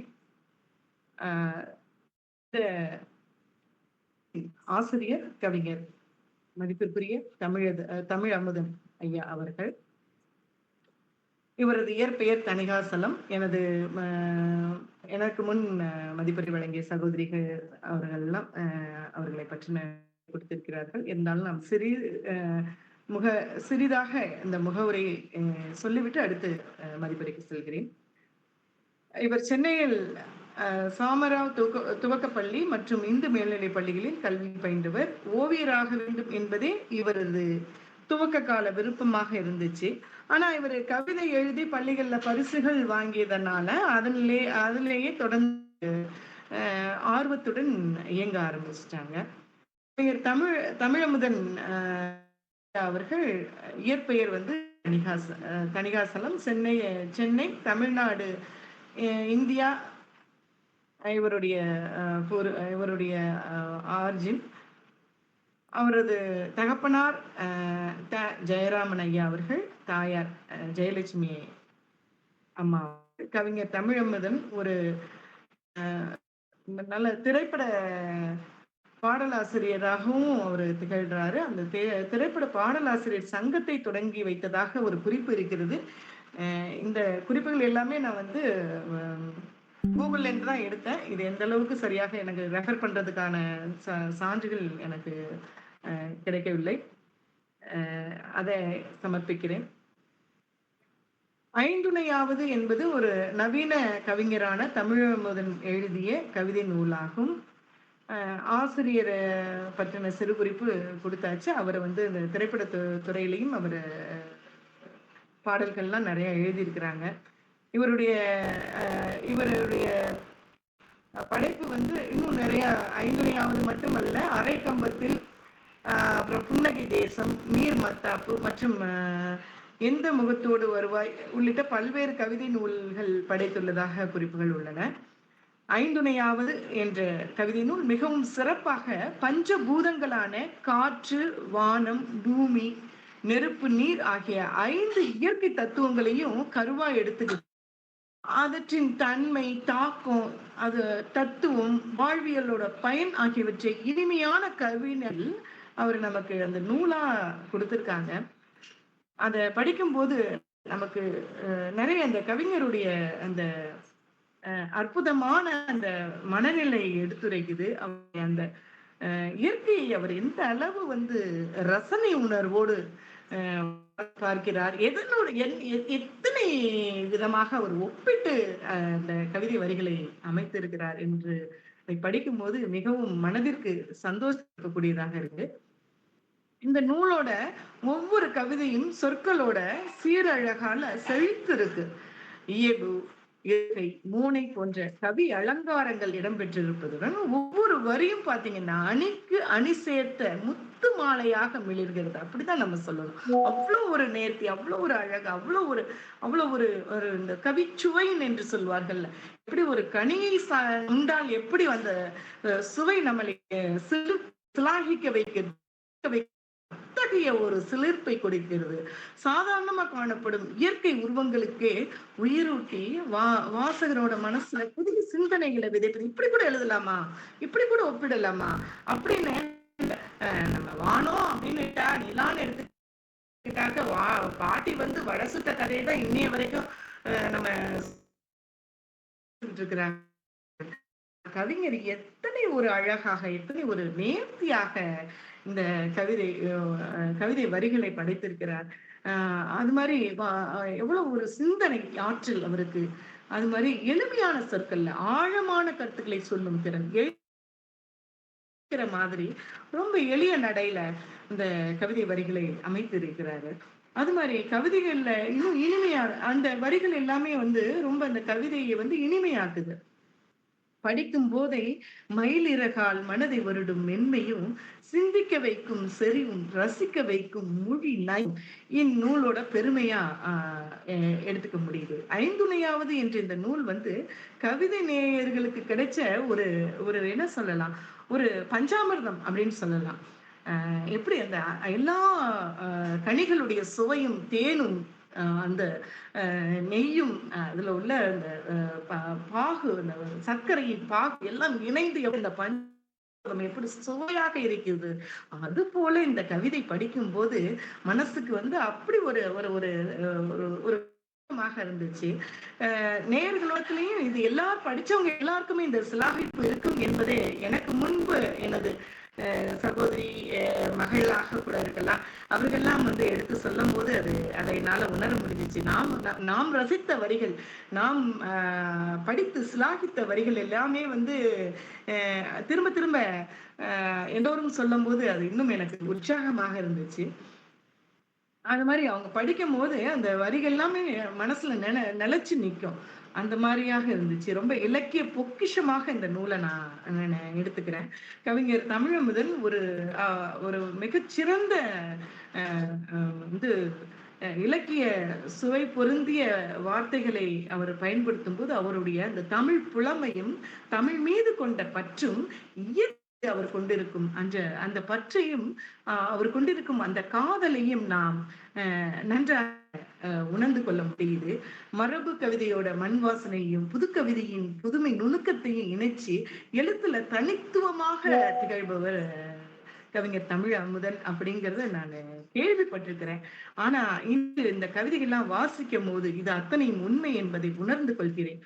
என்பது வெறும் சொற்களோட அலங்காரம் கிடையாது. அது வாழ்வோட உணர்வு அப்படிங்கிறதா தான் நாம் எடுத்துக்கணும். மனித நேயம், சிந்தனை, அது மாரி சமூக பொறுப்பு, இயற்கை ரசனை,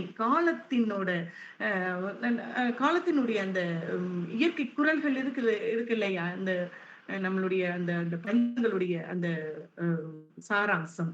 அ காற்று, நீர், நதி, அதே மாரி பறவைகள் எல்லாத்தையுமே எடுத்து நம்ம கவிதை எழுதும்போது, இவரு எடுத்து ப பஞ்சபூதங்களான 5 இயற்கை தத்துவத்தை எடுத்துக்கொள்கிறார். மகரிஷி ஐயா சொல்லுவாங்க, பஞ்சபூதங்கள் தத்துவம் என்று. அந்த மாதிரி அந்த இயற்கை தத்துவத்தை மட்டும் எடுத்துக்கொண்டு, மிக ரொம்ப அந்த ரசனையோட வந்து இந்த கவிதைகள வந்து நமக்கு அ படைத்து கொடுத்திருக்கிறார். பெரும் கவிஞர்களின் வழியில் நடந்து, குறிப்பாக தமிழன்பன் வந்து போன்ற சிற்பிகளை முன்மாதிரியாக ஏற்று, ம் அவர்களோட சிந்தனைகளை, தீபத்தை தனது படைப்பாற்றலுக்கான ஒளியாக கொண்டவர். கவிதை எழுதுறதுல வந்து நூல் வெளியிடுவதிலையும், தமிழின் பண்பாட்டை அடுத்த தலைமுறைக்கு கொண்டு சேர்ப்பதிலும் அர்ப்பணிப்புடன் செயல்படும் பண்பாளர் இவரு. எளிய சொல்லாடல், ஆழமான கருத்து, கற்பனை மிளிரும் காட்சி படிமம்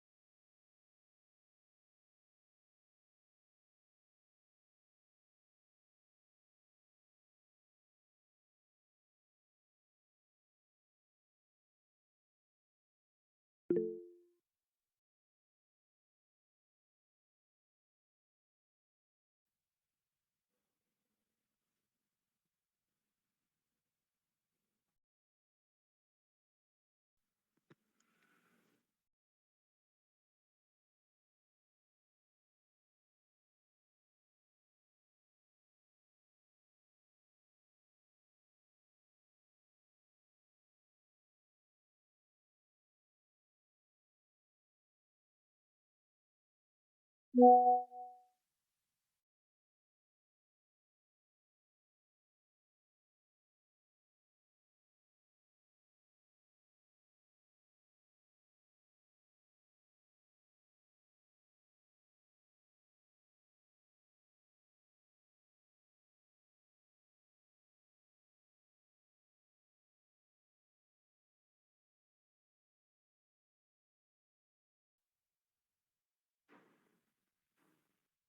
நான் பேசுறது கேக்குதா? நீ பேசுறது கேக்குது செல்வா. இந்த மேம் லெஃப்ட் ஆயிட்டாங்க போல. என்னாச்சு? இல்லம்மா ஒரு சின்ன நெட்வொர்க் இஷ்யூ வந்தா வருவாங்க நான் இப்போ. Okay, okay, okay Selva. ஆ.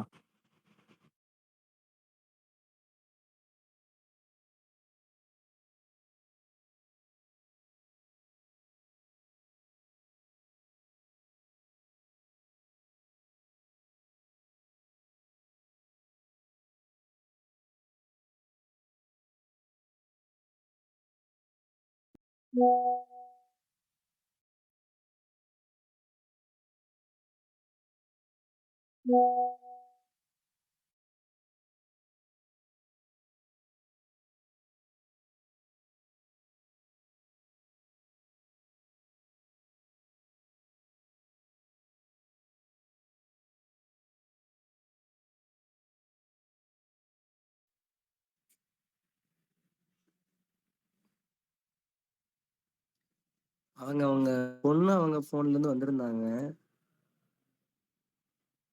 Okay, okay. என்னன்னு தெரியல, போன் அடிச்சா எடுக்க மாட்றாங்களே. சரி, என்ன கொஞ்ச பண்றது? நேரம் பார்க்கலாம். அடுத்து யாராவது இருக்காங்களா? அடுத்து அவ்வளவுதான். அவ்வளவுதான். சரி, மேகலா கொஞ்ச மேம் நேரம். வரேன்னு சொன்னாங்க. இந்த கால் பண்ணிட்டு வரேங்க மேம். வேதக்கனி வரலையாப்பா? வேதக்கனி அண்ணன். அன்பழகன் சார் வந்து சார்ஜ் இல்லைன்னு சொன்னாங்க. அதனால இந்த மாசம் வர முடியாதுன்னு சொன்னாங்க. வேதகனி அம்மா வந்து வெளியே இருக்கிறாங்களாம். Okay, okay. ம். ஓரிரு நிமிடங்கள் நம்ம பொறுத்திருந்து பார்ப்போம். ஓகே செல்வா. எல்லாரும் முடிச்சதுக்கு அப்புறம் சொல்லு. கடைசியா நானும் இன்னைக்கு மதிப்பீடு பண்றேன். சரிங்கண்ணா. Sir okay Selva. வராங்களாண்ணா? சார் ஒரு ரெக்கார்டிங்ல இருக்கேன்னாரு. கூப்பிடுறேன்னு சொன்னாரு. கேட்டதுக்கு. சரிங்கண்ணா, சரிங்கண்ணா. ஓகே செல்வா.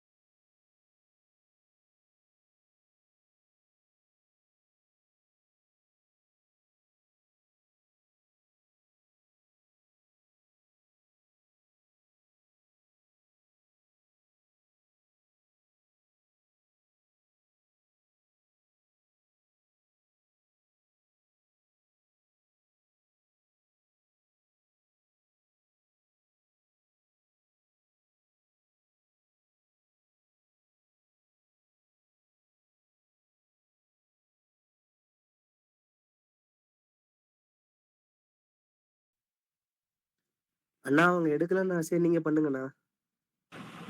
ஓகே செல்வா. சரிங்கண்ணா. ஆ. இன்றைய புத்தக மதிப்புரை நிகழ்வில் கூடியுள்ள வாசகர்கள் அனைவருக்கும் எனது மனமார்ந்த வணக்கம்.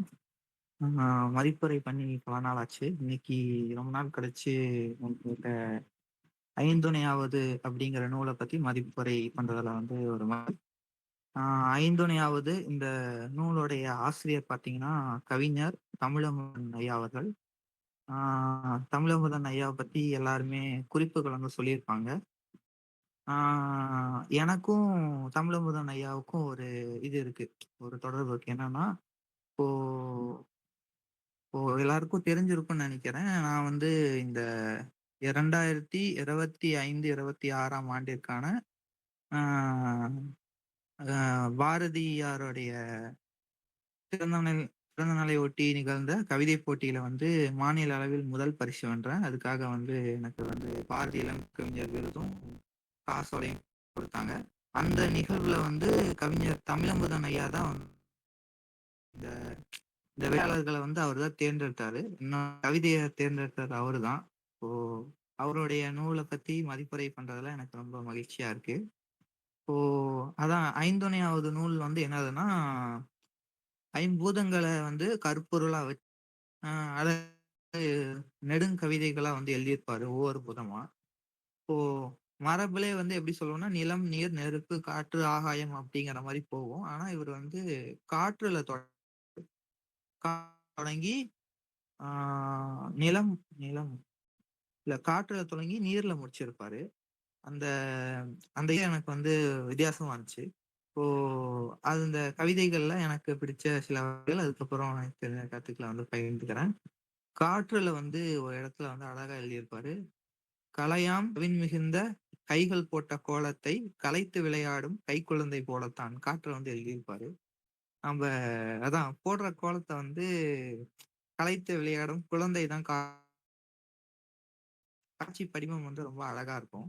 அதுக்கப்புறம் அதே மாதிரி இன்னொரு படிமம் என்னன்னா, ஒற்றை கோடாய் ஓடும் ஊதுபத்தி புகையை சற்றே மாற்றி ஓவிய சாதனை புரிந்துவிடும்.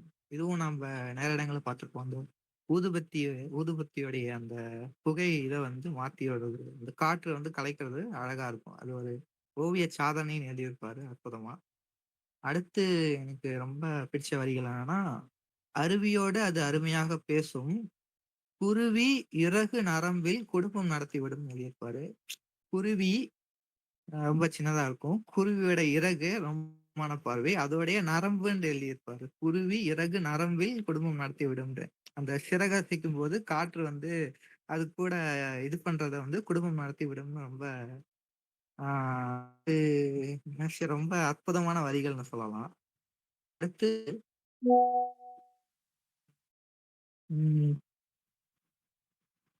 அந்த காற்று வந்து எப்படி முடிச்சிருப்பாருன்னா, அதான் தேசிய கொடி பறக்க தினமும் கையசைக்கும், ஊசியின் காதுக்குள் உல்லாசமாய் நுழையும். ஊசி காதுக்குள்ள காற்று நுழையுங்கிறத கூட அவ்வளவு இதா வந்து கவனிச்சிருப்பாரு. இழுத்து சொருகியுள்ள இடுப்பில் தாவணியை, கழுத்தில் தொங்கியுள்ள கடுகு பூமணியை மெல்ல அலைய விடும் மேனி சிலிர்க்க சில்லென்று வீசி சிலுமிஷம் செய்துவிடும்ட்டு அருமையா இருக்கும். கடைசியா வந்து மனிதன் வாழ மகத்தான பணி செய்யும் அதன் புனிதத்தை கெடுக்காமல் போற்றச் செய்வோம் அப்படின்ட்டு காற்றை வந்து இருப்பாரு. அடுத்ததா வந்து வானம்.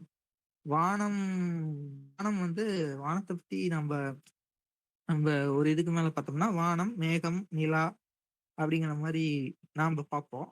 இவரு அடு இதுக்கு அடுத்தபடியா என்ன போயிருப்பாருன்னா, அப்படியே வந்து சூரிய குடும்பத்தையே அப்படியே இது பண்ணியிருப்பாரு. இப்போ அதுக்கு மேல வந்து வானத்தை பத்தி நிறைய உவமைகள் சொல்லியிருப்பாரு. வானம் வந்து இரவில் வானத்தில் பொத்தல்கள் யார் போட்டது? இத்தனை ஓட்டைகள் இருக்கிறது. அந்த இரவு வானத்துல வர நட்சத்திரங்கள் வந்து எப்படி எழுதியிருப்பாரு. நட்சத்திரங்களே வந்து நிறைய உவமைகளை வச்சு, வரதட்சணை கொடுமையில் வானப்பெண்ணுக்கு வைத்த சூட்டு தடும்பு, அதுக்கப்புறம் கோள்கள் எல்லாம் சூரியனை சுற்றி வந்ததும் வானச்சுவரில் வைத்த புள்ளிகள், நிலவு குழந்தைக்கு சோறூட்டும் போது விழுந்து தெரித்த வெண்சோற்று பருக்கைகள், வெண்சோற்று பருக்கைகள்னு சொல்லியிருப்பாரு. பால் துளிகள்னு சொல்லியிருப்பாரு. நிலவு வடை சுட்ட பாட்டி பால் வாங்கி செய்கை தவறை விழுந்த பால் துளிகள்ட்டு. அதுக்கப்புறம் நகராமல் இருக்கும் விண்மீன்கள். நட்சத்திரம் ஒரே ஒரு நட்சத்திரம் தான். அதை வந்து பல்தரப்பட்ட பார்வையை வந்து ரொம்ப கவித்துவமா வந்து சிறப்பா எழுதியிருப்பாரு. எனக்கு ரொம்ப பிடிச்ச வரின்னா, தங்கப்பந்தும் இரவில் வெள்ளிப்பந்தும் கிடக்கிறது வான மைதானத்தில் விளையாட யாரும் இல்லை. அந்த சூரியனையும் நிலவையும் வந்து தங்கப்பந்து வெள்ளி எழுதின உருவகம் வந்து ரொம்ப சிறப்பா இருக்கும். அதுக்கப்புறம் பின்னாடி எல்லாமே வந்து இந்த கவிதை வந்து அப்படியே ஃபேண்டஸியா கொண்டு போயிருப்பாரு. எப்படின்னா ஆஹ் அதான் ஆஹ் அந்த பூமியிலிருந்து பொழுதுபோக்க போய் வருவார்கள் மனிதர்கள் வானத்தில். இது கூட வச்சுக்கலாம். அதுக்கப்புறம் விண்மீன்களை அருகில் சென்று பார்த்து வியக்கலாம். நிலவின் வெள்ளை நிலவில் தங்க விடுதிகள் இருக்கலாம். அங்கே மரத்தில் அமர்ந்து வளைசிடும் பாட்டியை கண்டு பேசி களிப்புறலாம். நிலவை சுற்றி பார்த்து முடித்தாகி விட்டதா, செல்வம் செவ்வாய்க்கு.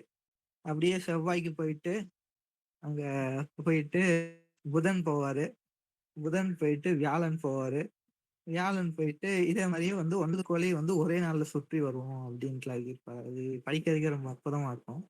அதுக்கப்புறம் பால் வீதியில் நின்று தமிழ் பால் பருக வேண்டும். ஓசோன் கிழிசலை தைக்க ஒரு ஊசியை உடனே கண்டுபிடிக்க வேண்டும். அந்த இடத்துல வந்து ஒரு இது ஓசோன் படலம் வந்து நம்ம மனிதர்களுடைய அந்த நச்சுக்காற்றால வந்து பாதிப்படைறத வந்து அதை தைக்கிறதுக்கு ஒரு ஊசியை கண்டுபிடிக்கணுங்கிறது. நிலாமுற்றம் நிகழ்ச்சியை நிலவில் நடத்த வேண்டும். இது நிறைய பேர் ஆல்ரெடி சொல்லிட்டீங்க. நிலாமுற்றம்ங்கிறது அதான் ஒரு இலக்கிய நிகழ்ச்சி இரவுல நடத்தும். எனக்கு தெரியாது.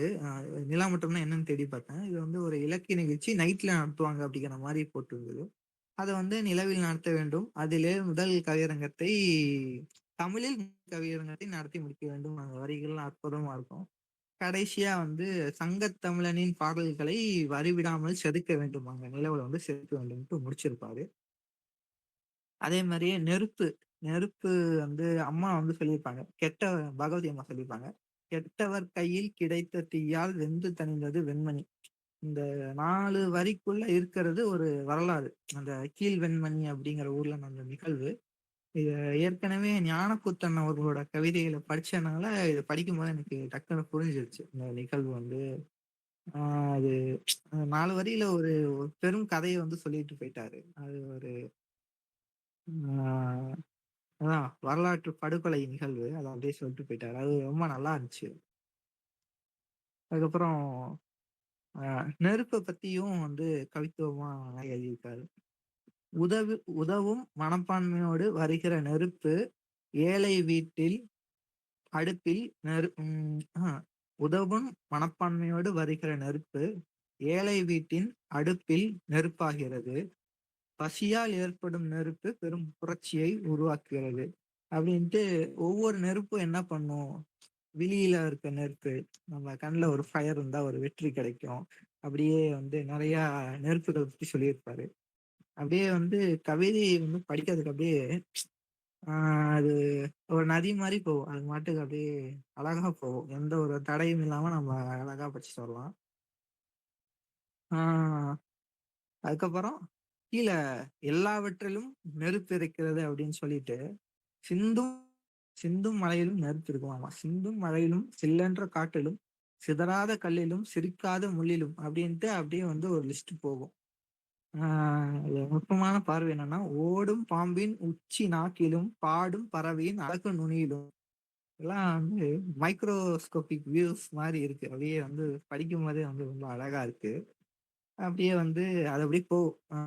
நிறைய இதுல அதுல அப்படி மெல்ல நடந்து மோதும் புலியிலும் வெல்லும் பொழுது தோன்றும் வழியிலும் அப்படின்ட்டு அப்படியே போயிட்டே இருக்கும். பின்னாடி வந்து தொன்மம் கண்ணகி எறிந்த சிலம்புக்குள்ளும் வெண்ணிறம் தகக்கும் பரல்களுக்குள்ளும் அப்படியே அந்த கண்ணகி மதுரை எரிச்ச கதையை வந்து அப்படியே ஒரு இதுல சொல்லியிருப்பாரு. அப்படியே வந்து கடைசியில இரவில் மினுக்கும் மின்மினியிலும் கரங்கள் 2 இணையும் பொழுதிலும் எல்லாவற்றிலும் இருக்கு நெருப்பு. இதை சொல்வதே இந்த கவிஞனின் பொறுப்பு என்று அமைச்சிருப்பாரு. அடுத்து நிலம். நிலம் நிலம் பத்தி அதான் நிலம் பத்தி என்ன சொல்லிட போறாரு அப்படின்ட்டு பார்க்கும்போது நிலம வந்து நம்ம வந்து என்னன்னலாம் நிலம், அதுல வந்து தாவரம் வரும். அதுக்கப்புறம் நிலத்தடியில வந்து நீர வந்து சேமிக்கிறோம் அது.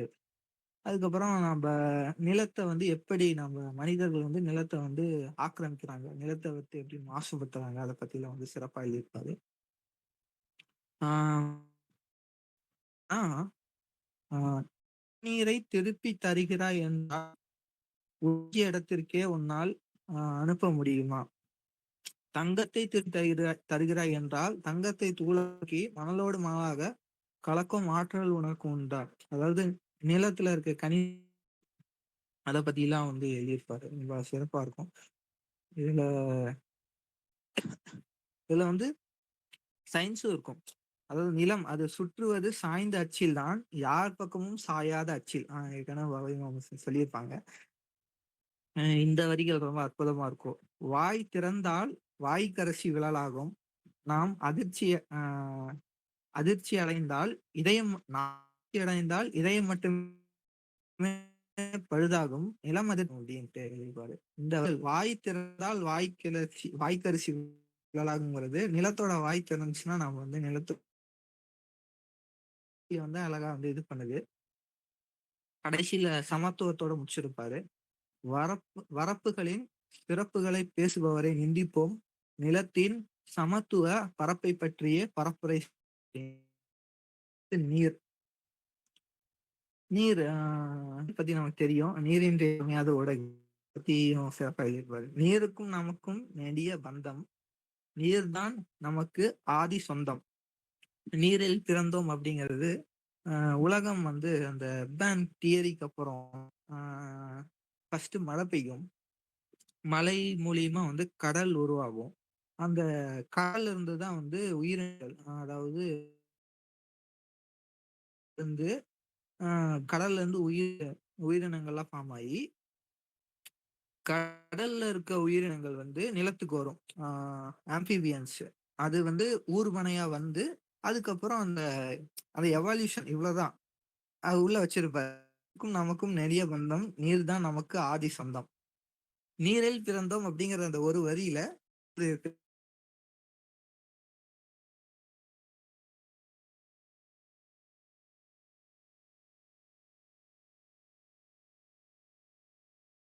எப்படி எனக்கு படிக்கும்போது தெரிஞ்சதுன்னா, இப்போ இந்த நூல் படிக்கிறதுக்கு முன்னாடி நான் வந்து இது படிச்சுட்டு இருந்தேன். மகாகவிதை படிச்சுட்டு இருந்தேன். நம்ப "வாசிப்போம் நேசிப்போம்" நீங்க வந்து என்ன தெரிஞ்சிருக்கும்.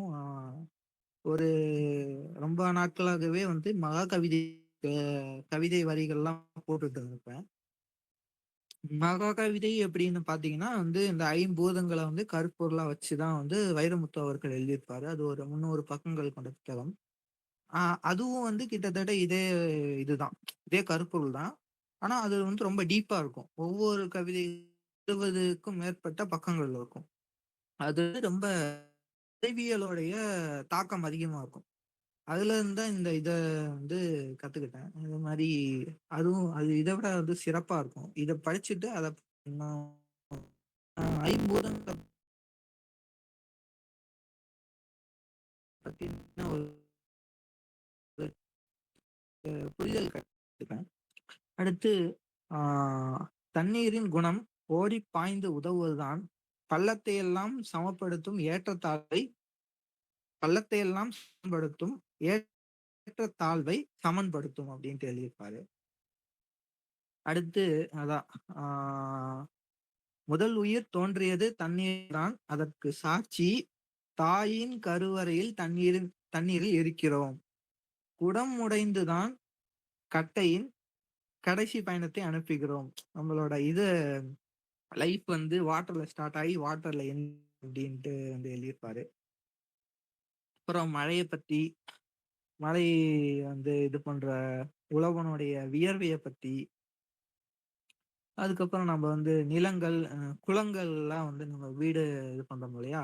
அத பத்தி அப்படின்ட்டு இது அழகா எழுதியிருப்பாரு. கீழ ரொம்ப பிடிச்ச வரி என்னன்னா, "இசையின் ஆதி மூலமும் தண்ணீர் தான்" அப்படின்ட்டு அ அதான் நீர வந்து மாத்தியிருப்பாரு. எப்படின்னா, மழை விழுகிற பொழுது மழை மேகமாகிறது. இலைமேல் விழுகிற பொழுது தாளமாகிறது, குளம்மேல் விழுகிற பொழுது ஜலதரங்கமாகிறது, பனை ஓலை மேல் விழுகிற பொழுது அப்படியே வந்து அந்த இசை அப்படியே இது பண்ணுது. சூப்பரா இருக்கும் அது. அப்படியே வந்து போனோமா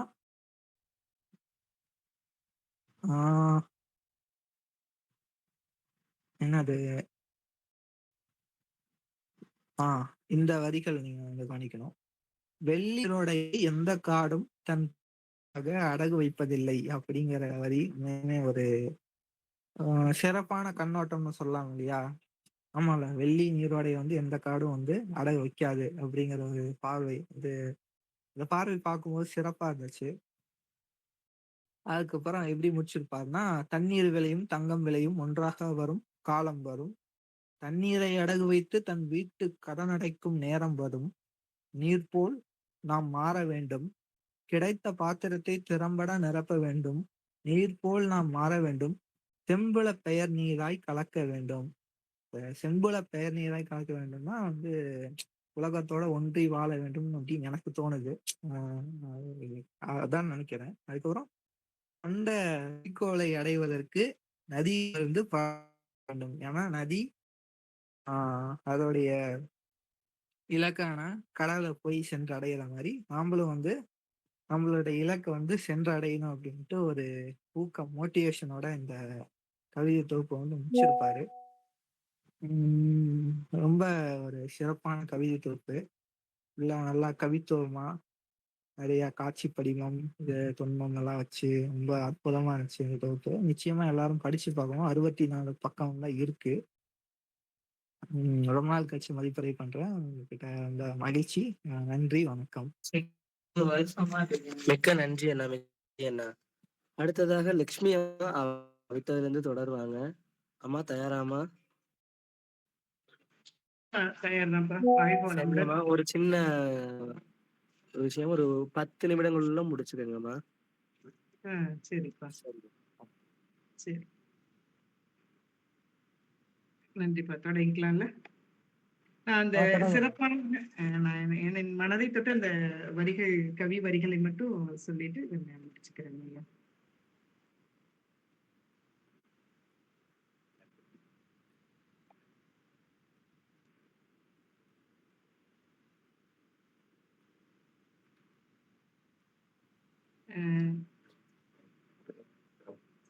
இந்த கவி நூலில் ஐந்துணையாவது என்ற இந்த கவி நூல் மனதை தொட்ட வரிகளாக நான் அதுல இருந்துதான் இந்த லைன் கட்டாச்சா என்னன்னு தெரியல, இருந்தாலும் நான் அதுல இருந்தே தொடங்கிக்கிறேன். இப்போ காற்றுக்கு எடுத்துக்கிட்டாக, விர் என்று பறக்கும் கண்ணுக்கு தெரியாது, கைக்கு அகப்படாது, வியர்க்கும் உழவனுக்கு வெண் சாமரம் வீசும், பூவில் உட்காரும் புல்லுக்கு தலைவாரும். இது எல்லாமே என்னுடைய மனதை தொட்ட வரிகள். மெய்சிலிருக்கும் ஒரு கவிஞன் இப்படி கூட நினைச்சு இப்படி கூட இந்த கவிதையை எழுதலாமா, இப்படி கூட இந்த வரிகள் அமைக்கலாமாங்கிற சிலாகித்த வரிகள். இந்த வரிகள் உங்களுக்கும் சிலாகிப்பை கொடுக்கும் என்று நான் நம்புகிறேன். புல்லுக்கு தலைவாரும், பனியில் கால் நினைத்து துணியின் ஈரத்தை துவட்டி காய வைக்கும். இந்த நாம் தலையை ஈரத்தை துவட்டுவோம். கவிஞர் எப்படி வந்து இந்த வரிகளை வந்து அமைத்திருக்கிறார் பாருங்கள். துணியின் ஈரத்தை வந்து இந்த காற்று துவட்டி காய வைக்குமா. அவருடைய இந்த சிந்தனையை வந்து மெய்சிலிருக்க வைக்கிறது.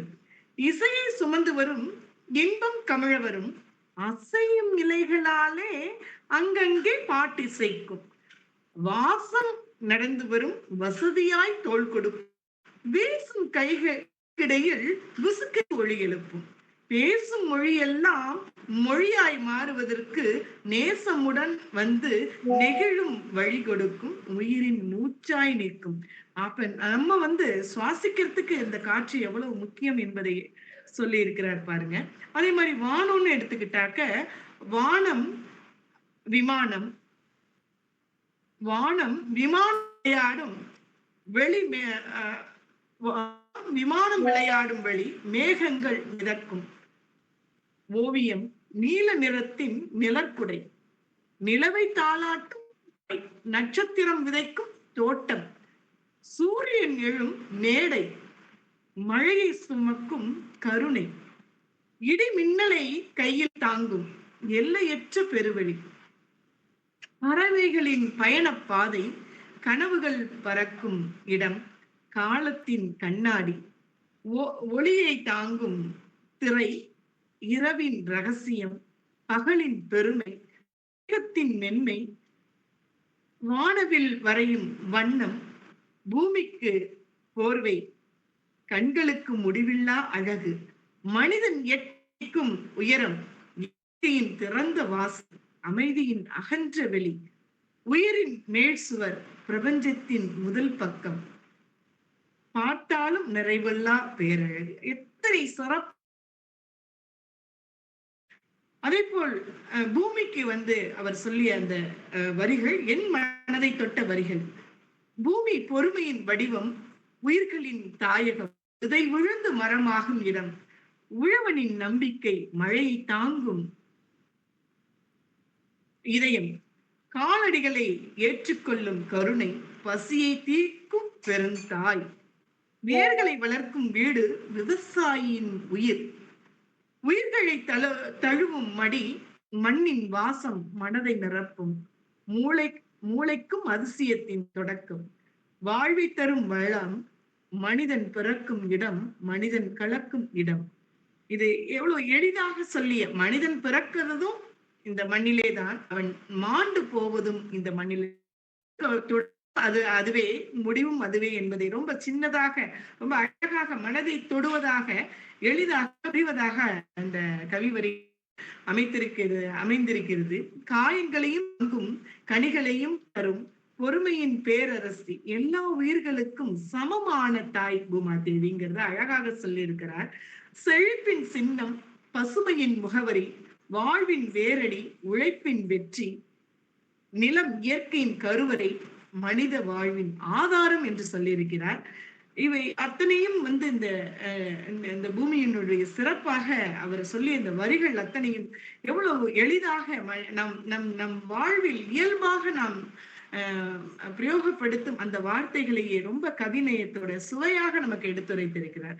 அதே மாதிரி நெருப்புக்குன்னு எடுத்துக்கிட்டாக்க, நெருப்பு பொதுவானது, நல்ல செய்யும் தீமையும் செய்யும், சுடராய் ஒளி தரும், வெப்பமாய் உயிர் தரும், பசியை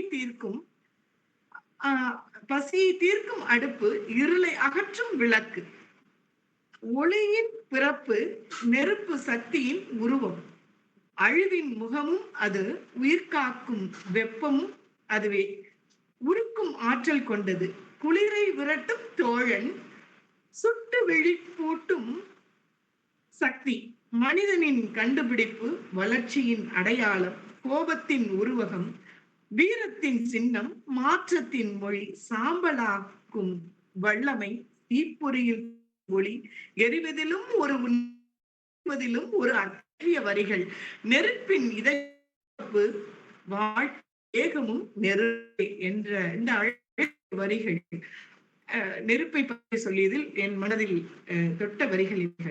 நீர் எடுத்துக்கிட்டாக்க, மனிதனுக்கு மூலம் நீர்தான் குளம், நீர்தான் கோத்திரம், முதல் வடிவு நீர், தாகத்தின் தீர்வு நீர். அம்மா எனக்கு முன் பேசிய அழகாக சொன்னாங்க.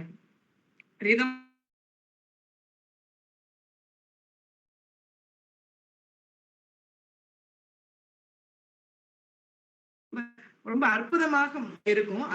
அதே போல் இந்த நீருக்கு அத்தனை ஒரு ரசனை கூட்டி இருக்கிறார் கவிஞர். நதி தாகத்தின் உயிரின் முதல் வடிவு நீர், தாகத்தின் தீர்வு வரும் அருள், கண்ணீரால் வழியும் உணர்வு, கடலாய் வேறு உலகம், துடியாக விழும் சக்தி, நிலத்தை நனைக்கும் கருணை, வாழ்க்கை தண்ணீரின்றி உலகமில்லை, நீரின்றி உலகு வள்ளுவர் சொன்னது போல உலகமில்லை, குளிர்ச்சி தரும் இயற்கை, தாகம் தணிக்கும் தோழன், மேகமாய் உயர்கிறது, மழையாக திரும்ப வருகிறது, ஆறாக ஓடுகிறது, கடலாக சேர்கிறது, உயிரின் ரத்தமாகிறது, உலகின் ஆதாரமாகிறது, வாழ்வின் இன்னொரு பெயர் நீர் என்றே நாம் சொல்லலாம். அந்த மாதிரி நீருக்கு வந்து இத்தனை ஒரு சுவையை கொடுத்து, இந்த வரிகள் எல்லாமே வந்து என்னை மெய் சிலிர்க்க வைத்த வரிகள். கவிதை இப்படி எழுதுறதுக்கு இவர் வந்து ஒரு ஆசிரியராகவே இருக்கிறார். அத்தனை அத்தனை ஒரு ஒரு சிறப்பான வரிகள் இவை எல்லாமே. இந்த நூலோட மொழி, நடை மற்றும் இந்த கவிதை தன்மை வந்து பஞ்சபூதங்களை குறித்து அவரது கற்பனையின் அவர் மனதின் ஆழத்தில் விழுந்திருக்கும் சிறு வயது முதல் அவரோட வாழ்நாள் முழுவதும் அவர் மனதுல நிறைந்திருக்கும் நினைவுகளை கவிதை வரிகளாக குவித்து நிறைத்து நமக்கு வந்து விருந்து வைத்திருக்கிறார், அப்படிதான் நம்ம சொல்லணும். இந்த நூலோட மிகப்பெரிய பலம் என்ன அப்படின்னாக்கா அவரோட அந்த எளிமையான வரிகள் தான். பள்ளி மாணவரும் படிக்கலாம், நம்ம பேராசிரியர்களும் ரசிக்கலாம். சொல்லாடல் வந்து கடினம் கிடையாது, ஆனால் இதன் கருத்து ரொம்ப ஆழமானது. மற்றொரு சிறப்புன்னு எடுத்துக்கிட்டாக்க ஒவ்வொரு கவிதையும் வாசகரை திரும்ப திரும்ப படிக்க வைக்கிறது. அதுதான் இதோட சிறப்பா நம்ம சொல்லலாம். முதல் வாசிப்பில் ரசனையும், இரண்டாவது வாசிப்பில் சிந்தனையும், மூன்றாவது வாசிப்பில் தத்துவத்தையும்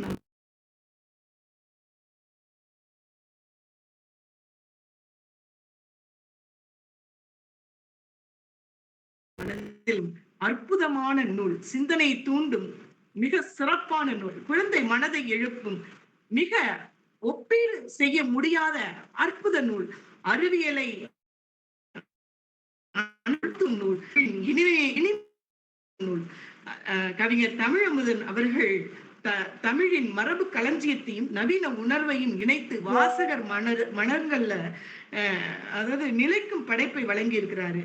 அவ்வளவு அற்புதமான ஐந்துணையாவது தமிழ் இலக்கியத்தில் தனித்த இடம்பெறும் அற்புத கவிதை நூலாகவே திகழ்கிறது என்று சொன்னால் அது மிக இல்லை.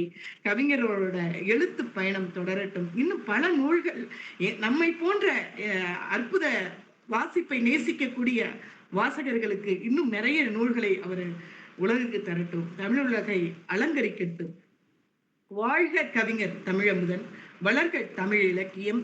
இத்தனை நாளி எனது இந்த மதிப்புரையை பொறுமையாக ரசித்த என்னுடன் பயணிக்கும் சக சான்றோர்களுக்கும், வாய்ப்பளித்த வாகை பன்னாட்டு தமிழ்ச்சங்கத்திற்கும், இந்த வாய்ப்பு வழங்கிய ஒருங்கிணைப்பாளர் ஐயா அவர்களுக்கும் மற்றும் அனைவருக்கும், இறைவனுக்கும், இயற்கைக்கும், இந்த பிரபஞ்சத்திற்கும், அன்னைக்கும் நன்றி கூறி விடை பெறுகிறேன்.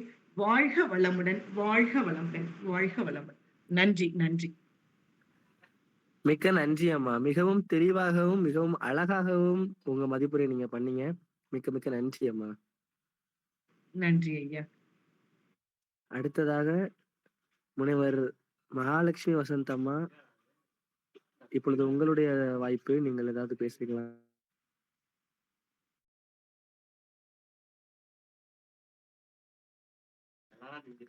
இணைப்பில் உள்ளவர்கள் ஏதேனும் பின்னூட்டம் அளிக்க விரும்பினால் தற்பொழுது உங்களுடைய பின்னூட்டத்தை பதிவு செய்யலாம்.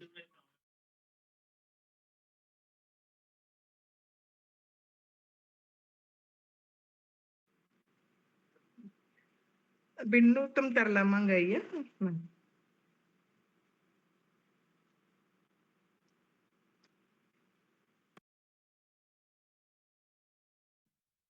மகாலட்சுமி மேம் இருக்கீங்களா? இருக்கேன்ப்பா. சரிங்க மேம். தற்பொழுது நன்றி உரை வழங்குவதற்காக முனைவர் மகாலட்சுமி வசந்த், வாகை பணுவல் மன்றத்தின் தலைமை ஒருங்கிணைப்பாளர்கள் அவர்களை அன்புடன் அழைக்கிறோம்.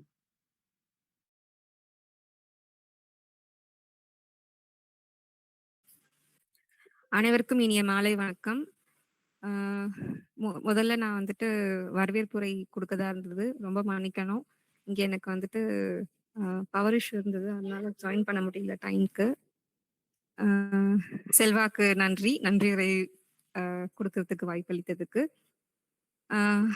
முதல்ல இங்க பங்கேற்கிட்ட எல்லாருக்குமே வந்துட்டு ரொம்ப ரொம்ப நன்றி. ஒரு புத்தகம் மதிப்புரை வந்துட்டு ஒரு கதையை படிச்சு மதிப்புரை செய்யறது ஒரு விஷயம். ஆனா ஒரு கவிதையை உள்வாங்கி அதை நம்ம மதிப்புரை செய்யறது அப்படின்றது வந்துட்டு பெரிய விஷயம்.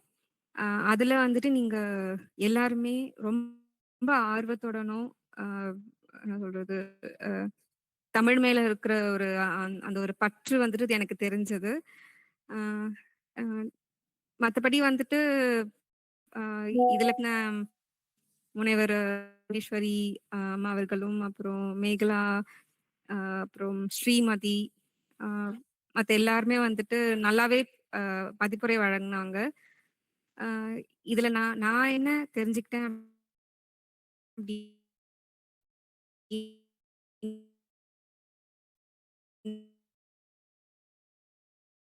வந்துட்டு புரிதல் இருக்கும். அந்த புரிதல் என்னைக்குமே இன்னொருத்தவங்களுக்கு அந்த விஷயத்துல பாண்டீஸ்வரி அம்மா அவங்களுடைய வியூஸ வந்துட்டு சொன்னாங்க. அப்புறம் பகவதி அம்மா அவங்களோட வியூஸ் வந்துட்டு ரொம்ப சுருக்கமா சொன்னாங்க. ஸ்ரீமதி அம்மா அவங்களுமே சொன்னாங்க. அ அதே மாதிரி அ புத்தக மதிப்புரை அப்படின்னுட்டு சும்மா இதை வந்துட்டு அ நம்ம வாழ்க்கையில வந்துட்டு எந்த மாதிரிலாம் வந்துட்டு அ பயன் பெறும். இல்லன்னா வாழ்க்கை அ ஒத் எப்படி சொல்வாங்கன்னா, அந்த அம் அ என்ன சொல்றது? ஒப்பிட்டு பார்க்கிறதுன்னு சொல்வாங்க இல்லையா? ஸோ கவிதைன்னு என்ன என்ன சொல்வாங்க? ஒரு ஒரு விஷயத்த இன்னொரு விஷயத்துல வந்து சொல்றதுக்கு பேர் வந்துட்டு ஒரு கவிதைன்னு சொல்வாங்க. அதாவது ஒரு விஷயத்த சொல்லாம, இன்டைரக்ட்டா எப்படி நம்மளால எந்த அளவுக்கு அது வர்ணைனால நம்மள வந்துட்டு அத ஜோடிக்க முடியும் அப்படின்றது தான் வந்துட்டு கவிதையோட சிறப்பே.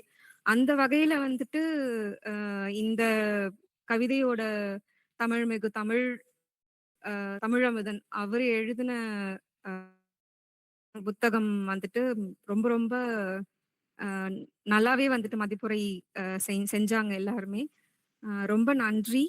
இந்த புத்தக மதிப்புரை வந்துட்டு மிக சிறப்பா நடைபெற்றது. இந்த அ க்கு ரொம்ப முக்கிய காரணமா இருந்த சபரிநாதன் அவர்களுக்கும், செல்வமணி அவர்களும், மத்த எல்லாருக்குமே வந்துட்டு ரொம்ப ரொம்ப நன்றி. ரொம்ப நன்றி அம்மா.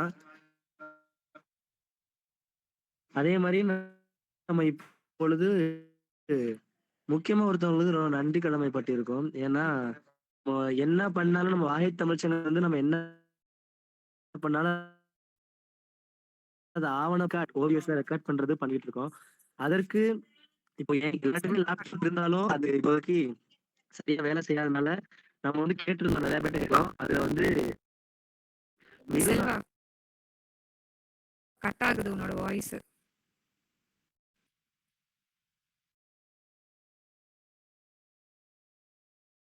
இருக்காரு. கண்டிப்பா அவருக்கு பணுவல் மன்றத்தின் சார்பாக மிக்க நன்றிகளையும் வாழ்த்துகளையும் தெரிவித்துக் கொள்கிறோம். மேலும் இன்று மதிப்புரை செய்த உங்கள் அனைவருக்கும் நன்றிகளை தெரிவித்துக் கொள்கிறோம். மீண்டும் ஒரு சிறிய அறிவிப்பு. உங்களுடைய மதிப்புரைகளை 1 ஒன்றரை 10ஆம் தேதிக்குள் அனுப்புமாறு தாழ்மையுடன் கேட்கிறோம். போன மாசம் கொஞ்சம் லேட் பண்ணீங்க. அந்த மாதிரி அனுப்பிடாம கொஞ்சம் சீக்கிரமா வச்சிருங்க. மிக்க நன்றி. மீண்டும் அடுத்த புத்தக மதிப்புரை நிகழ்வில் சந்திப்போம்.